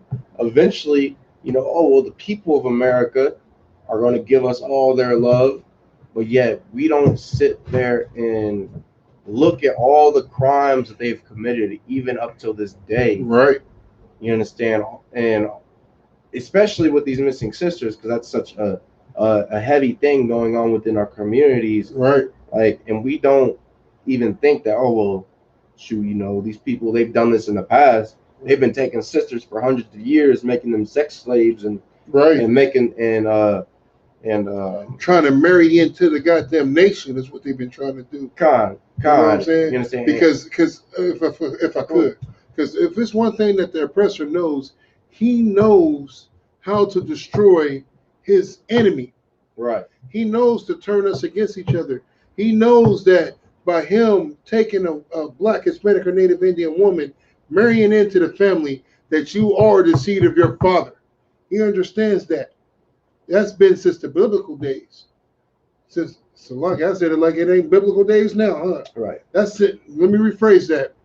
That's been since Genesis. Right. And that's still going on to this day in 2021. Why do you think a devil couldn't wait to marry Serena Williams and Halle Berry and things like that? Because listen, here's what you want to do. You want to marry into the wealth. Right. You know what I'm saying? They don't have wealthy fathers, but they accumulated wealth on themselves. Let me marry in, and guess where that wealth goes? Now that wealth goes to their nation. Right. Now that wealth goes to them. Right. That's what I want to bring us a lock here. I know you too wild. It's a heavy point that you brought out, Sam. But the point of it all is we can't just look at all of that and think that these devils don't have no type of hand to play in it. Right. We can't look at all that and be like, oh, well, shoot, another 400 years from now, it will be coming up. Look, listen, give it another 60 years. Right. I would say Salakia. You understand? There was this Jake and my slave that said, you give it another 100 years and we'll be on the same level with these damn devils. You have such belief in your goddamn dream. That's a brother that gave up hope right there. Right. That's a brother that gave up all hope. He said another 100. Right. That's what we be saying when we used to gamble. 100. Right. Like that nigga said, give it another 100 years and we be on the same level. Right. Nigga, another 100 years. We'll be. I'm talking about tomorrow, Right. nigga. What is you talking Right. about? I almost cussed again. What the bleep is Right. you talking about? And the sad thing is, that's not just that single brother, No. that single Jake. That is spread across the entire nation. That is Christianity. And we all have that blind faith in what is really Martin Luther King Jr.'s dream. And so that's really what that all stems from. Right. You understand? Because, I mean, it's like I shouldn't say that's all that it stems from, because that's really all Christianity, right, depending upon our oppressor. Yeah, we need them. In order for us to be successful, we have to come together with the oppressor, according to Christianity. Right. That's according to Christianity. I mean, my words, that's Christians. Right. That's what T.D. Jakes, Creflo Dollar, all of them say. Right. Joel Osteen, you name it. You understand? But the sad thing is that we all have such blind faith in that dream that will allow for our people to go through literally hell for another 100, 400, 450, 500 years. You understand? So, listen, you leave it up to Christianity, they don't give a damn. They let Christ come and leave again and still talk about, well, right, you know, he came, but right, we still didn't get right. But right, that's because we wasn't loving the enemy. I would say Salaki, he could crack that sky with all them chariots, the 200 million chariots raining down, you understand, that hellfire upon these devils and heathens, and we'll still be like, right, nah, jump in front of him, like, nah, Christ, please. He's an honorary nigga. Yeah. He's been my boy for decades, please. He can rap good. Go ahead and spit a verse. He's down for the cause, Lord. Right. I mean, Christ, like it. Listen. The funny part is this, though. Even with all that being said, at the end of the day, it's so funny, though, because even with Christians in this subject right here, it's such a touchy subject, because Christians, like Martin Luther King, is the foundation of Christianity. Right. Whether you know it or not, like it or not, understand it or not, because Christians want to love everybody. Martin Luther King wanted to love everybody. He wanted to love everybody but his own. You get what I'm saying? But my thing is this, Christian, and it goes back to what you're saying. When them skies crack, because it's going to happen, at the end of the day, we're going to find out who was right and who was wrong. Right. But here's the killer part. If we was right, and I'm using this metaphorically, even though I know we're right, because this is the ISUPK, right, under Commander Junior Hana. We are the only ones with the truth. So I know we right. But I'm going to just say, because I'm trying to break down a point here, even if you are right, Christian, we good regardless. But if we right, listen, if we right, regardless, you are screwed. Right. You are screwed because you've been out here loving that oppressor, trying to save everybody, love everybody, participating in heathen festivities. You want to celebrate Christmas, New Year's, Easter, Valentine's Day, Martin Luther King's Day. You celebrating all that, right? Thanksgiving. Oh, most high Christ, Thanksgiving. Understand? Eating to the slaughter of your brothers. Let me tell you something. If we right, you are screwed for all of that. Right. You get what I'm saying? But Christian, here's the killer part. If you're right, regardless, every brother in the ISUPK are good. Because if the heathens and the oppressor can get into heaven, then nigga, we a shoe-in. I'll say good. Like, only thing we got to do is say, look, my bad, and we get into heaven. Right. We ain't had to put in no brick, just my bad. Hey, look, Salaki, sir. Right. I messed up. Say Salaki if I could. Go ahead, mighty man. I would much rather burn in a hell with our ancestors that were brutalized, you understand, and murdered by these goddamn devils than to sit up in a paradise with the same people that did such horrendous crimes to them. Listen, you already know where I'm going. It ain't no hard decision.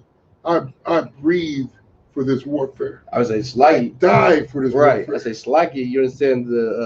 Satan would have you at the head of his armies and feel wage war against the heavens, and you go by the Christian. Yeah, you feel me? Damn right. They be like, how does nigga become smart? Right.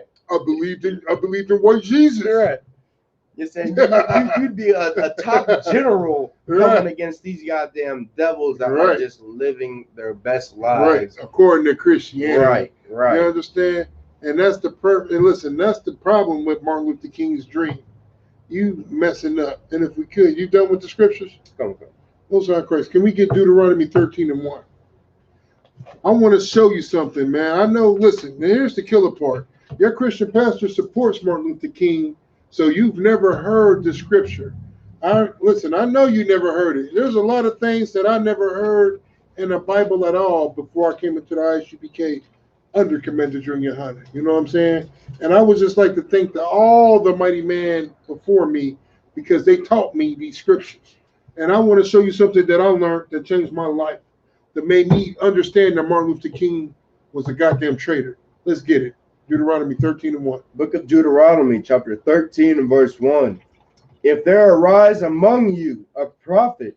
Who? A prophet. That's what they claim Martin Luther King was, right? They claim he was a prophet. I have a dream.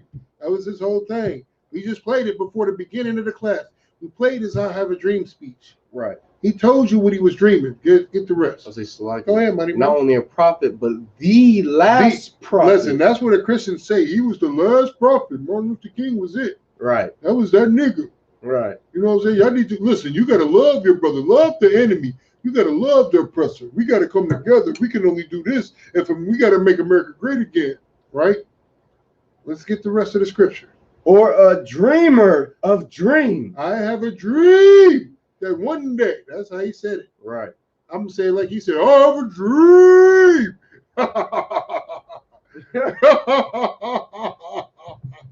Let's get some more, man. Listen, it's for you to believe in what Martin Luther King, Orgy Mike was saying. You's a goddamn fool. Right. Black, Hispanic, and Native Indian man. Right. We about to get it in the scriptures. Go ahead, Bangad, if you would, mighty man. And giveth thee a sign or a wonder. That's what he did. He gave a sign and a wonder. You seen all them black people marching? You seen all them black people like you see how black people descended on that Capitol with Martin Luther King, and they was all peaceful, and then you turn the news to today and see how them devils is down there tearing up and destroying stuff. You're like, man, that's a wonder. Look how he came together, and we was all peaceful down there singing We Shall Overcome. Right. And these devils ain't got one Negro spiritual for them tearing up the city, huh? Right.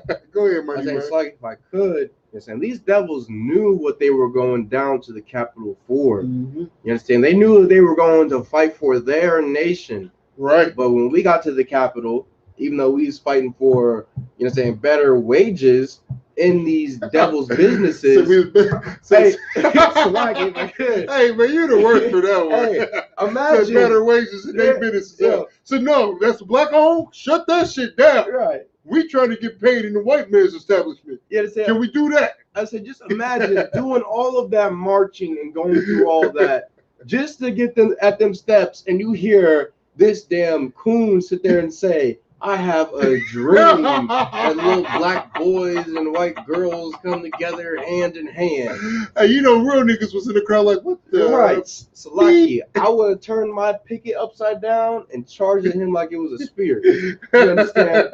You get, and I mean, the crazy part is how fast it is that our oppressor really distorted the truth of the entire civil rights movement. Right.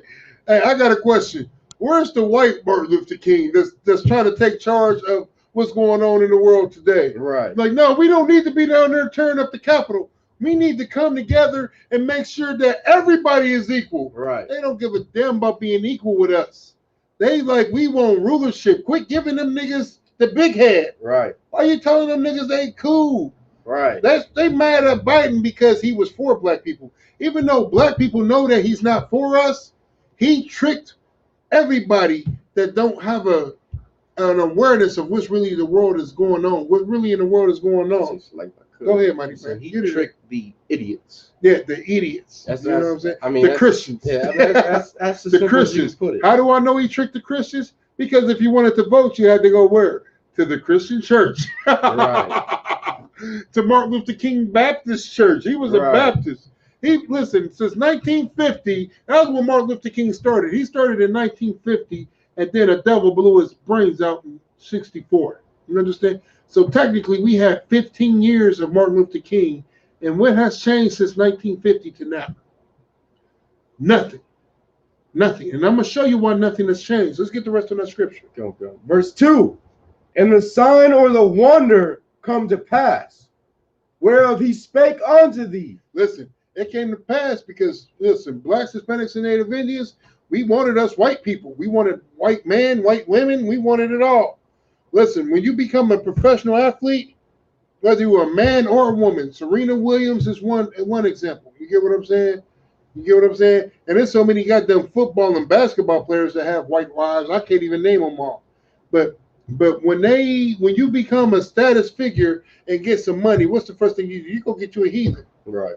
You go get you a heathen. Young Jeezy is the most gangsterest rapping nigga on planet Earth, and he wouldn't get him a Moabite. Right. Go ahead, Mighty Man. In Salaki, if I could, you know, say it not only came to pass because we chose to go out and do this, but You're because absolutely right. But because it profited America the most to have blacks, Hispanics, and Native Indians integrate into their society. And that's why it is pushed. That's why we have Martin Luther King Day. Right. This day is it today or tomorrow? It's tomorrow. It's today. Oh, it's today. So Martin Luther King Day is today. It's pushed so hard because it profits America. Right.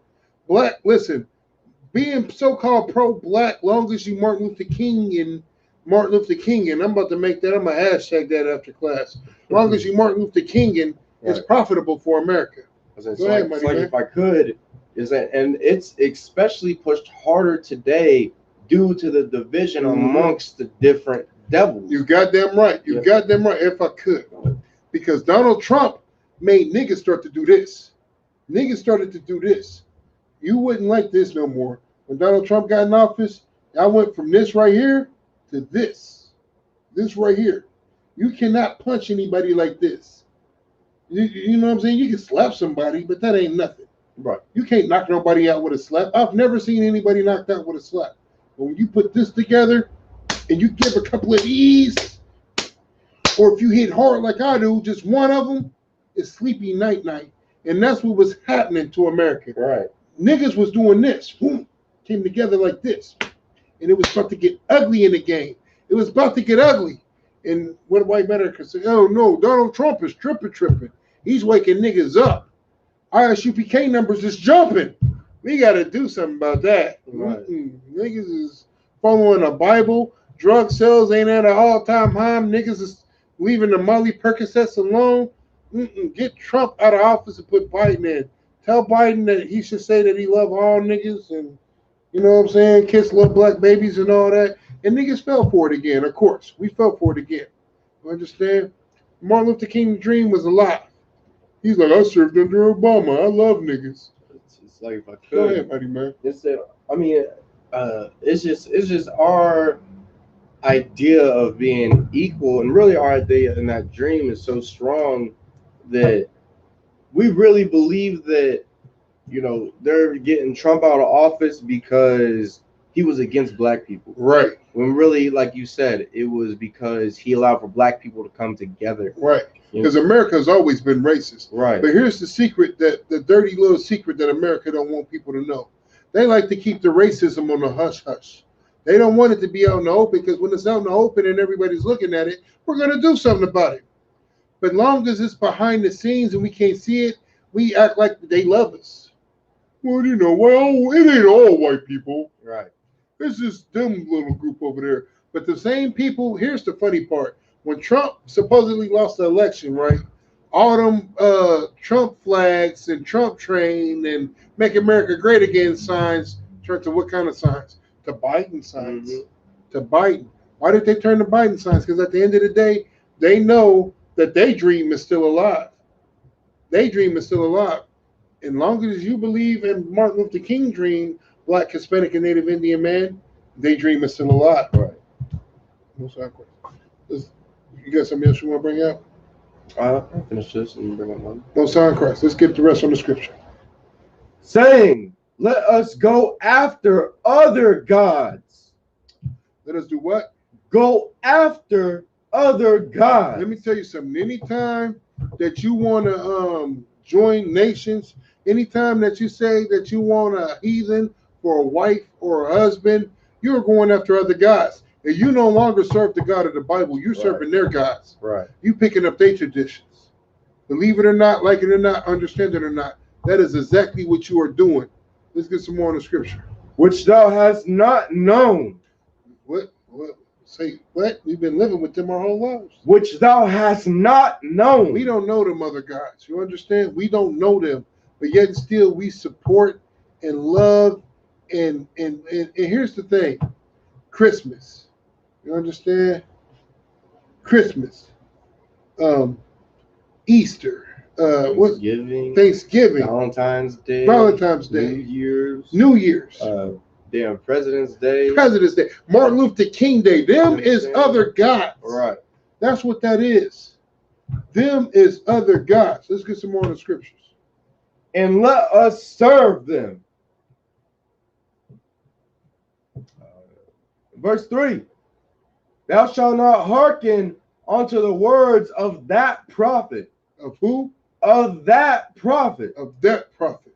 You understand? You shouldn't be listening to no goddamn Martin Luther King. Point blank, period. Right.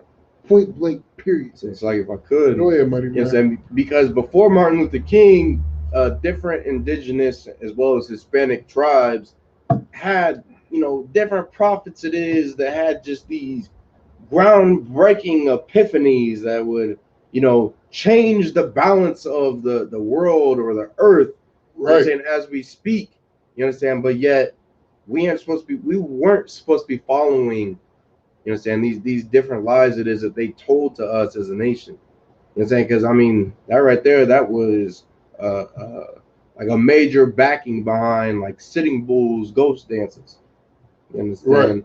Right. I'm not too acquainted with the different Hispanic tribes, but you know, I know from the book The Black, it's like from the Indian Wars, that it is that in South America they even had certain priests, certain prophets, right, that gave prophecies or visions to the nation.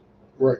If I could, real quick, so lucky. I don't usually do this, but you know, I gotta address this. So Alexander Gregory, that's what I think your name is. Listen, this right here, this nigga sitting right here to me, right here to my right, this is the most hardcore nigga that you ever gonna find, man. This is that nigga Madara Bungad. If you would, state your registry for me. Madara Bungad Bun Salakia. Madara Bungad Bun Yashal. Right. Listen, this is a Gadite. This ain't no goddamn listen, yeah, he's a brother. Damn right. Damn right, Mike Dixon. That's a brother.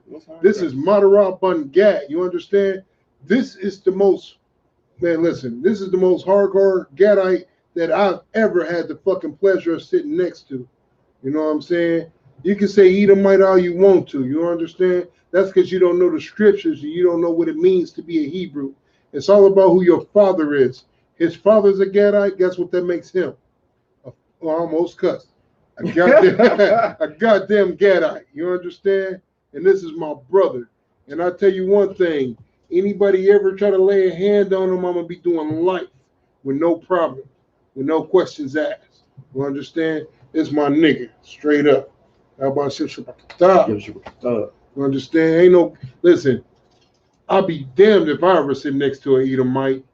You understand? I'm Azad the Cruel. My whole, listen, when the Most High Christ come back and we take the goddamn kingdom, that's what my plantation is built off of. Torturing Edomites. Just like you understand? Go ahead, mighty man.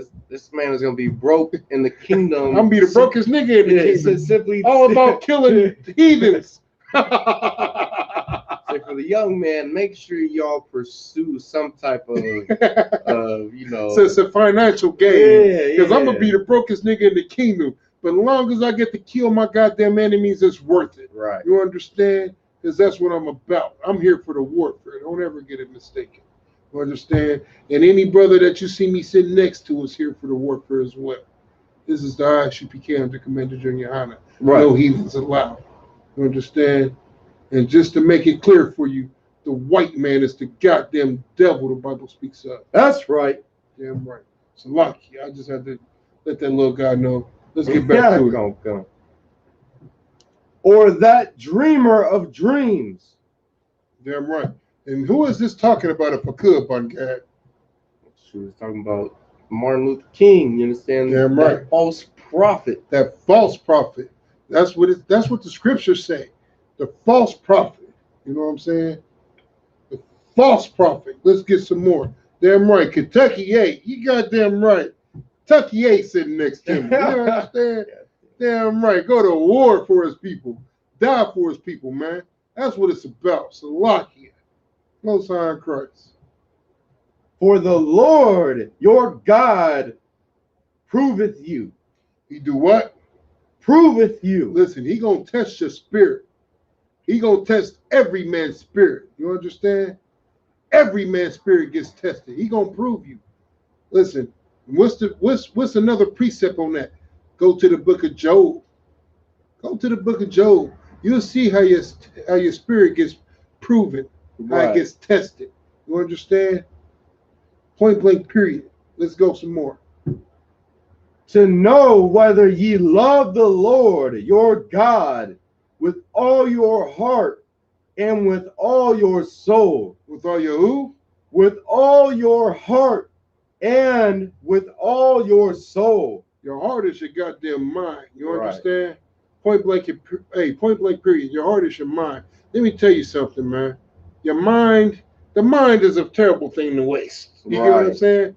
You follow a lot of fake Hebrew Israelites. You've been listening to them goddamn, I almost said something I was going to regret. Half are homosexuals, but I really want to drop the F-bomb, but I'm not because, I don't got time for all the phone calls tonight. But you know what I want to say, but I can't because, I was ordered not to. And we follow orders here in the UPK. But these homosexual groups, you know what I'm saying? You listen to them and you let, things like complexion be the determinant factor of who's Israel, who's not. But yet still you look at somebody like Martin Luther King and you accept him. Right. You accept him and you understand and you love him because he looks the part. He can look the part all he wants to, but if he don't play the goddamn part, guess what he is? He's a goddamn traitor to blacks, Hispanics, and Native Indians everywhere. Right. You understand? Let's get some more. Verse 4. Yeah, we rocking it out. We're going up to 5 on this one. Verse 4. Ye shall walk after the Lord your God. You should do what? Walk after the Lord your God. When you walk after the Lord thy God, what does that mean? Follow the law, statutes, and commandments. That don't mean that you tell your brothers and sisters to accept any and everybody. To one day you have a dream to walk hand in hand. with the same people that's murdering your brothers and sisters, that's killing your brothers and sisters. Hell no, that ain't what that means. That means that you follow the law, statutes, and commandments. Let's get some more. And fear him. And do what? And fear him. What is fear of the Lord? I'll tell you what fear of the Lord is. Fear of the Lord is this: understanding the law, statutes, and commandments. Right. When you understand the law, statutes, and commandments, you fear the Lord, because you understand that he's not here to play games. He's not here to love and kiss and hug. He's here to separate brother from brother, father from son, mother from daughter. You understand? That's what he's here to do. Point blank, period. Let's get some more. And keep his commandments and obey his voice. And do what? And obey his voice. And do what?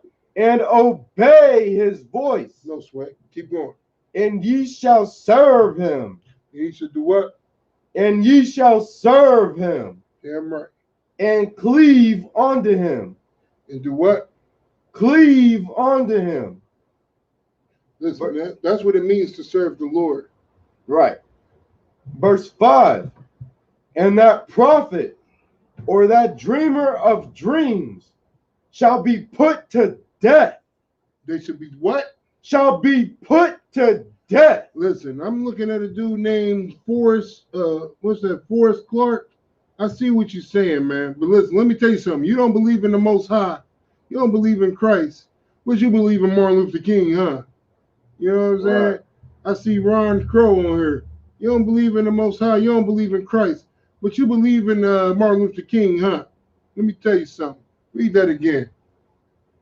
And that prophet or that dreamer of dreams shall be put to death. Hey, all your dreams and them false prophets that you believe in are put to death. Right. You get what I'm saying? Listen, I would address your questions, but here's the thing. At the end of the day, what do you believe in? Ron Crow, Forrest Clark, let me ask you something. What do y'all believe in? You're telling me what you believe in. You look like I think y'all Muslims. I think y'all into that Egyptology. Right. I think y'all Baptists like Martin Luther King. What do you believe in? You give me a foundation of what you believe in and I answer your questions. If you ain't got no foundation of what you believe in, you are wasting my goddamn time. Because my job ain't to try to help you out and help you believe. My job is to raise up brothers and sisters who really want this truth. Right. You understand? Oh, he's a devil? I should have known. Right on. Right on to my nigga Mike Dixon. He's a devil. You understand? We ain't got time for no devils. You understand? We only here for blacks, Hispanics, and Native Indians. How do you know that? That's right. Because we the ISUPK under the Convention Junior High.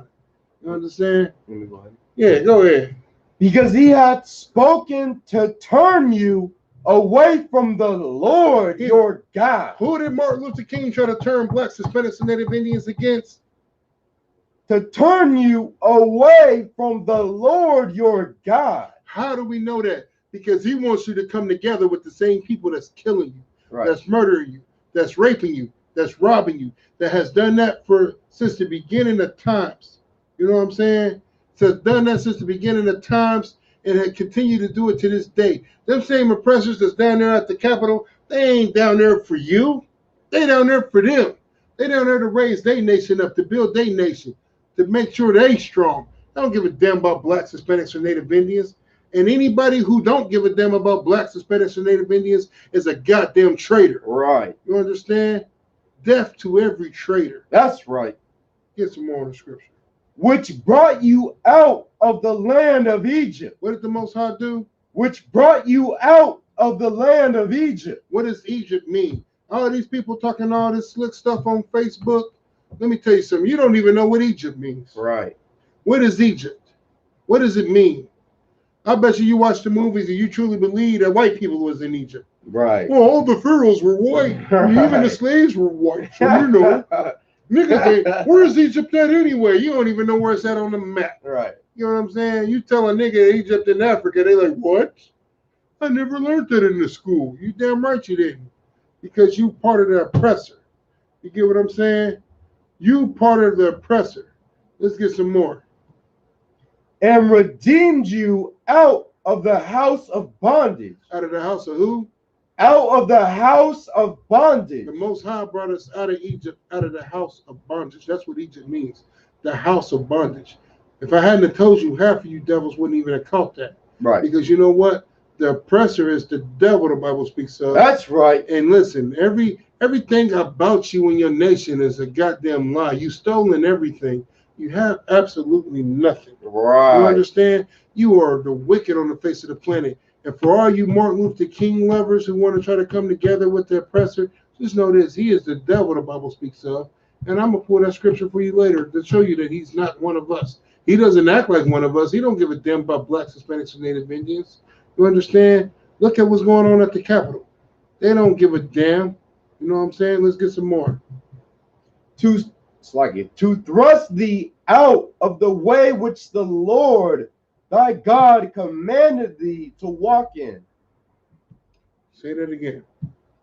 To thrust thee out of the way which the Lord thy God commanded thee to walk in. Listen, Martin Luther King did not give a damn about blacks, Hispanics, and Native Indians. You want me to tell you who he cared about? He cared about the oppressor and coon Negroes who loved the oppressor as much as he did. Right. Here in ISUPK, you will not find that. You're going to find hard, a stern man that don't give a damn about what some traitors say.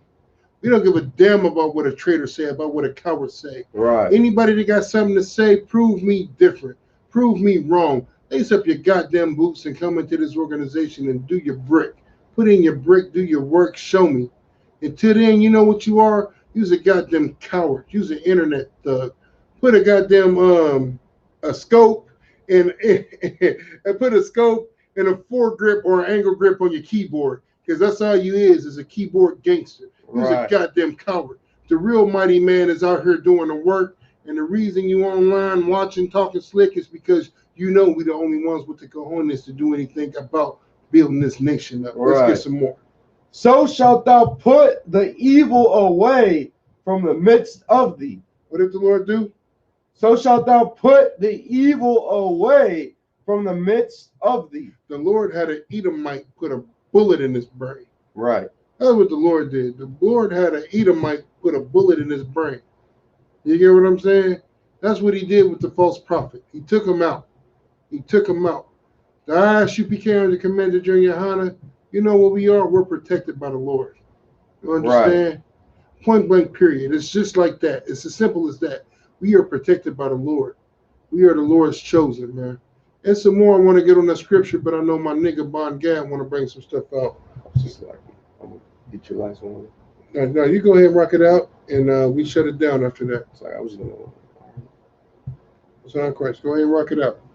I went on talking crazy, dealing with these cats on Facebook, talking all that slick stuff.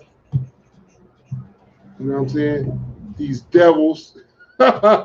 Hey, most high Christ for these devils rocking it out. Right. You know what I'm saying? You need to learn your faith. You need to learn what's going on with you. You know what I'm saying? Just pray you don't end up on my plantation. That's what you need to do. Are you devils talking slick? Just pray that you don't end up on my plantation, because you're going back to your natural state. You're going back to your native tongue. What is your native tongue, devil? Guess what it is? It's grunting. Right. That's how you're going to be talking on my plantation. Anything other than that, I'm cutting your tongue out your mouth. So right. Go ahead, mighty man. Book of Proverbs, chapter 14 and verse 12. Damn right. There is a way which seemeth right unto a man.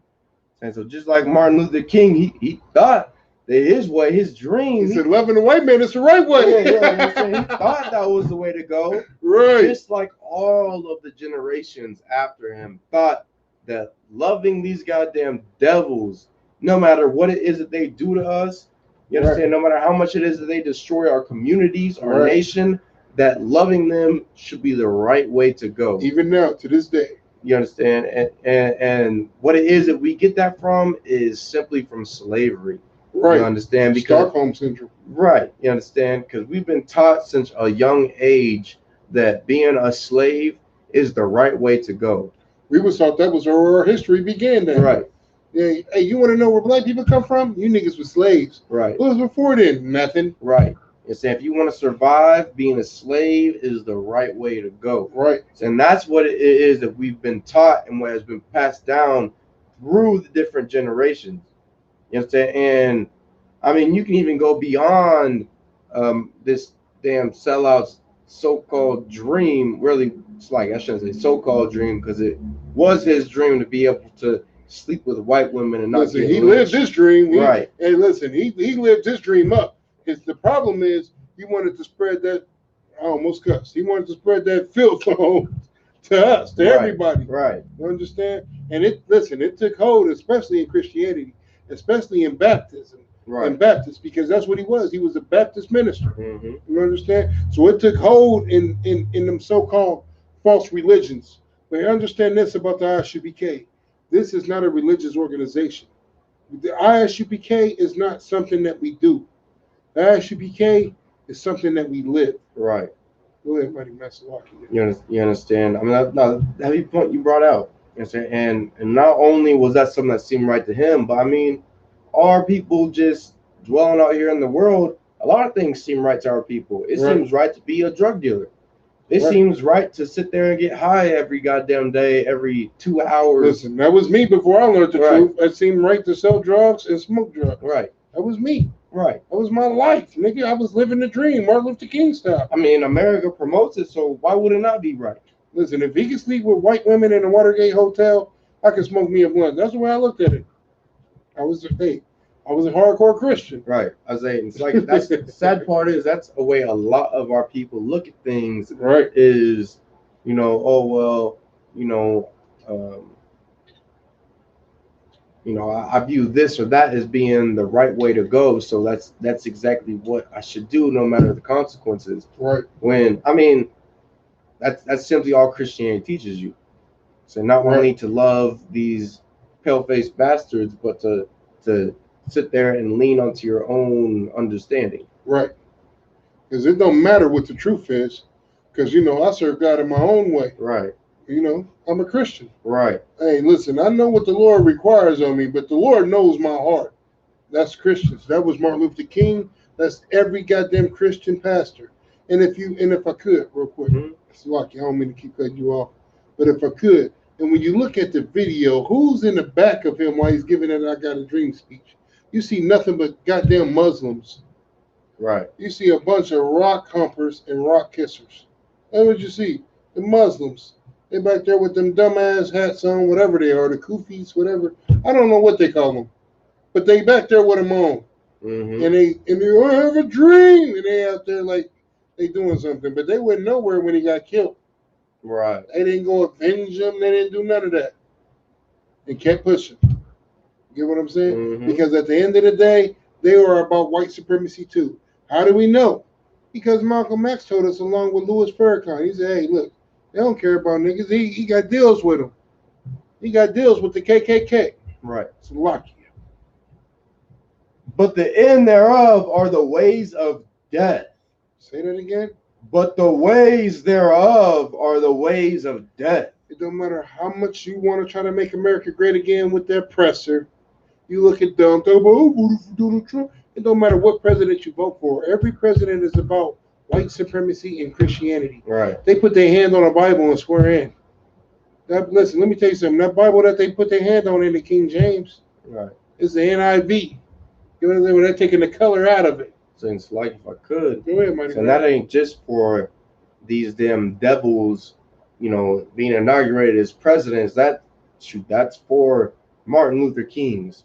And all his followers. Right. You understand? The man who thought, the right way for me and my people to go is to love these devils, to incorporate ourselves into their society, for me, myself, to have all these different orgies at these hotels. He viewed that as the right way to go. Right. But what did the Lord do to him because of having that understanding? Oh, we read that in Deuteronomy 13. He put him to death. You understand? He caught a bullet. That's what the Lord did for him. So like I didn't even mean to laugh, but goddamn, this is the way you said it. Like that nigga caught it, like somebody threw him a football. You understand? And then listen, all his so-called niggas was there. what was it, Jesse Jackson, I think Mhm. it is. He took the blood and rubbed it on him. Was like, I'm the next leader up. You don't see this nigga for nothing. Right. If there's not a dollar involved in it, you don't see him for nothing. He's not preaching that. Well, you know, Martin Luther King had a dream. I've never seen him say that in a speech. Right. You know, Martin Luther King, me and him was like this, and he had a dream. And my job is to make sure his dream is built into fruition. Right. So to support his dream. Right. Let me tell you something. The reason he don't give a damn about his dream is because he got his own dreams. Let me tell you something. My dream is the same of every dream that every brother have in the UPK. And that's the most high, what he said. And that's to make sure that blacks, Hispanics, and Native Indians have total rulership and dominance over everything on the earth. Right. That's my dream. My dream is the same as all my brothers. And there's nothing you can do about it, oppressor, because it's going to come true. Why? Because we are the true priests and prophets of the Lord. We follow these scriptures. And listen, we watching Babylon self-implode on itself. Right. Eventually, it's going to come a point in time where everybody's going to follow the ISUP calendar commanded during your Honor. And that's going to be a glorious day. You understand? Anything else you want to bring out before we shut it down?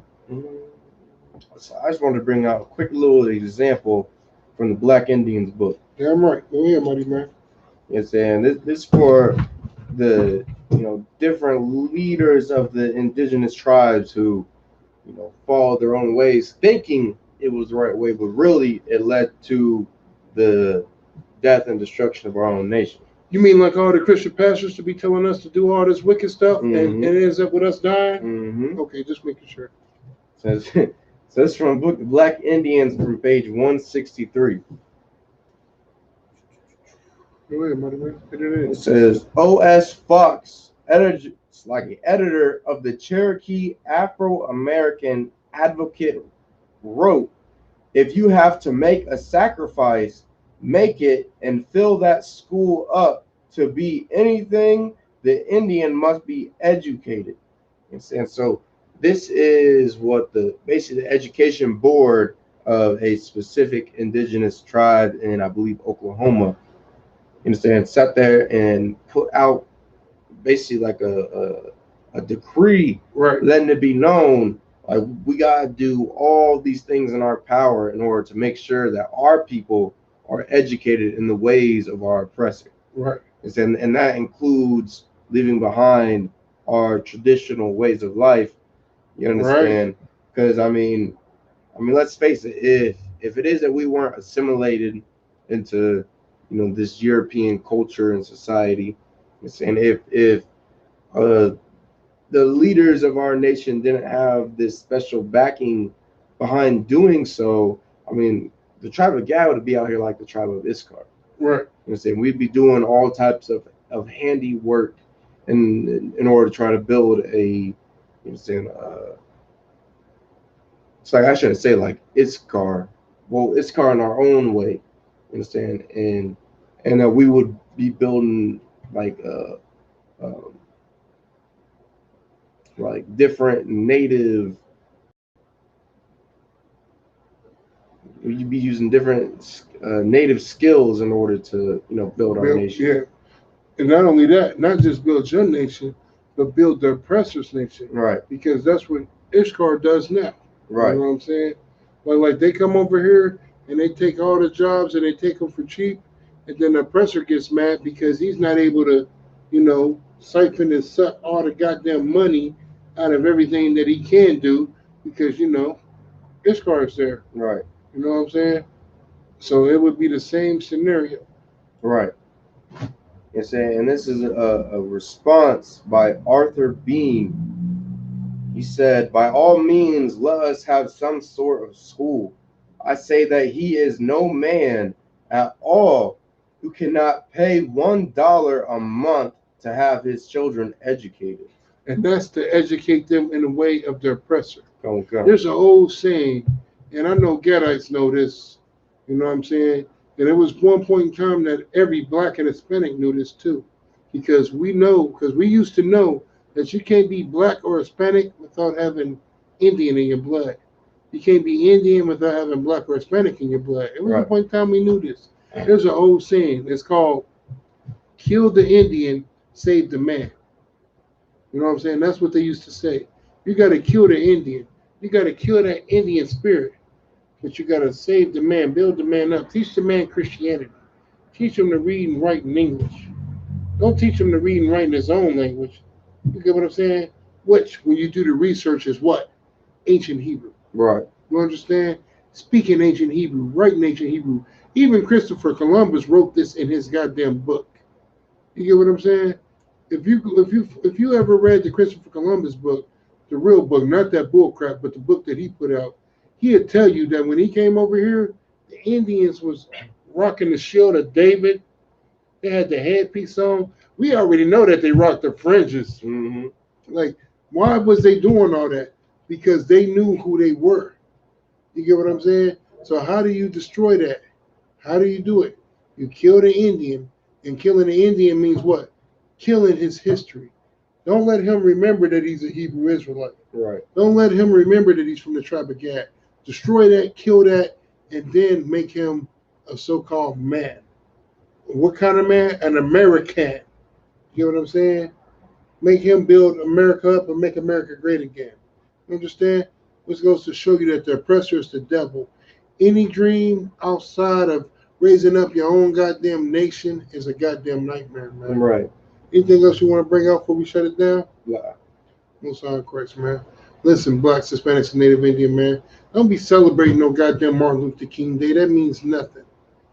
Barbecuing, feasting, celebrating. You look like a goddamn fool to celebrate a traitor. Right. You understand? If I was to come into your household right now, make you sell your car, make you sell your house, make you sell your TV, make you sell all your other stuff, and then tell you that I'm going to do all these great things for you if you do it and do absolutely nothing, what are you going to look at me as? I'm like, man, this nigga right here is the biggest traitor. He screwed me over. I don't even know what to say about this guy. Well, guess what? That's Martin Luther King. We read it in the scriptures, man. That's why Martin Luther King got put to death, man. Hey, the scriptures say this: a bird don't fall from the sky without the Most High's consent. Right. You want to know why Martin Luther King died? The Most High gave the okay. Right. Most High said, that cat right there, he's lying. He's using my name in vain, lying on me. Right. He said, I didn't say that. Right. The Most High said, hey, show me in my book that I had niggas put together that I said that. Right. Show me. In the book of Moses, it says that in the book of Moses. Right. It's like if I could, you understand? And if Martin Luther King actually read these scriptures, right, like Christian pastors sit there and claim they do, I mean, that was a warning to him. Damn right. You know? He'd have been like, nah, I ain't going out like that. Right. I'll be damned if I say I had a dream, nigga. Right. I was just thinking, maybe. Right. I definitely didn't have a dream. I had a dream I never discussed amongst the people. Right. That much. Right.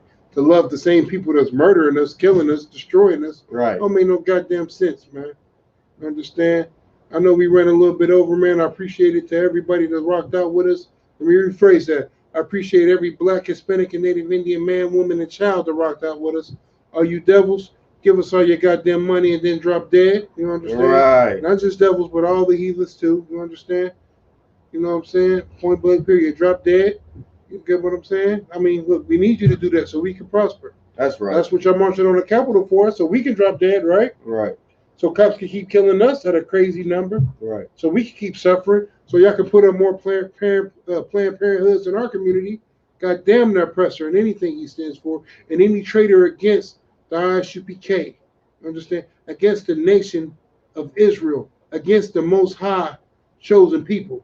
God damn them, and death to any traitor. You understand? With that being said, we are the Isupk, started out of 1 West 125th Street, home in New York, under Commander Junior Hanna. With that being said, Shalom, Israel. Oh. Can you end that, my phone? Yeah, I got you.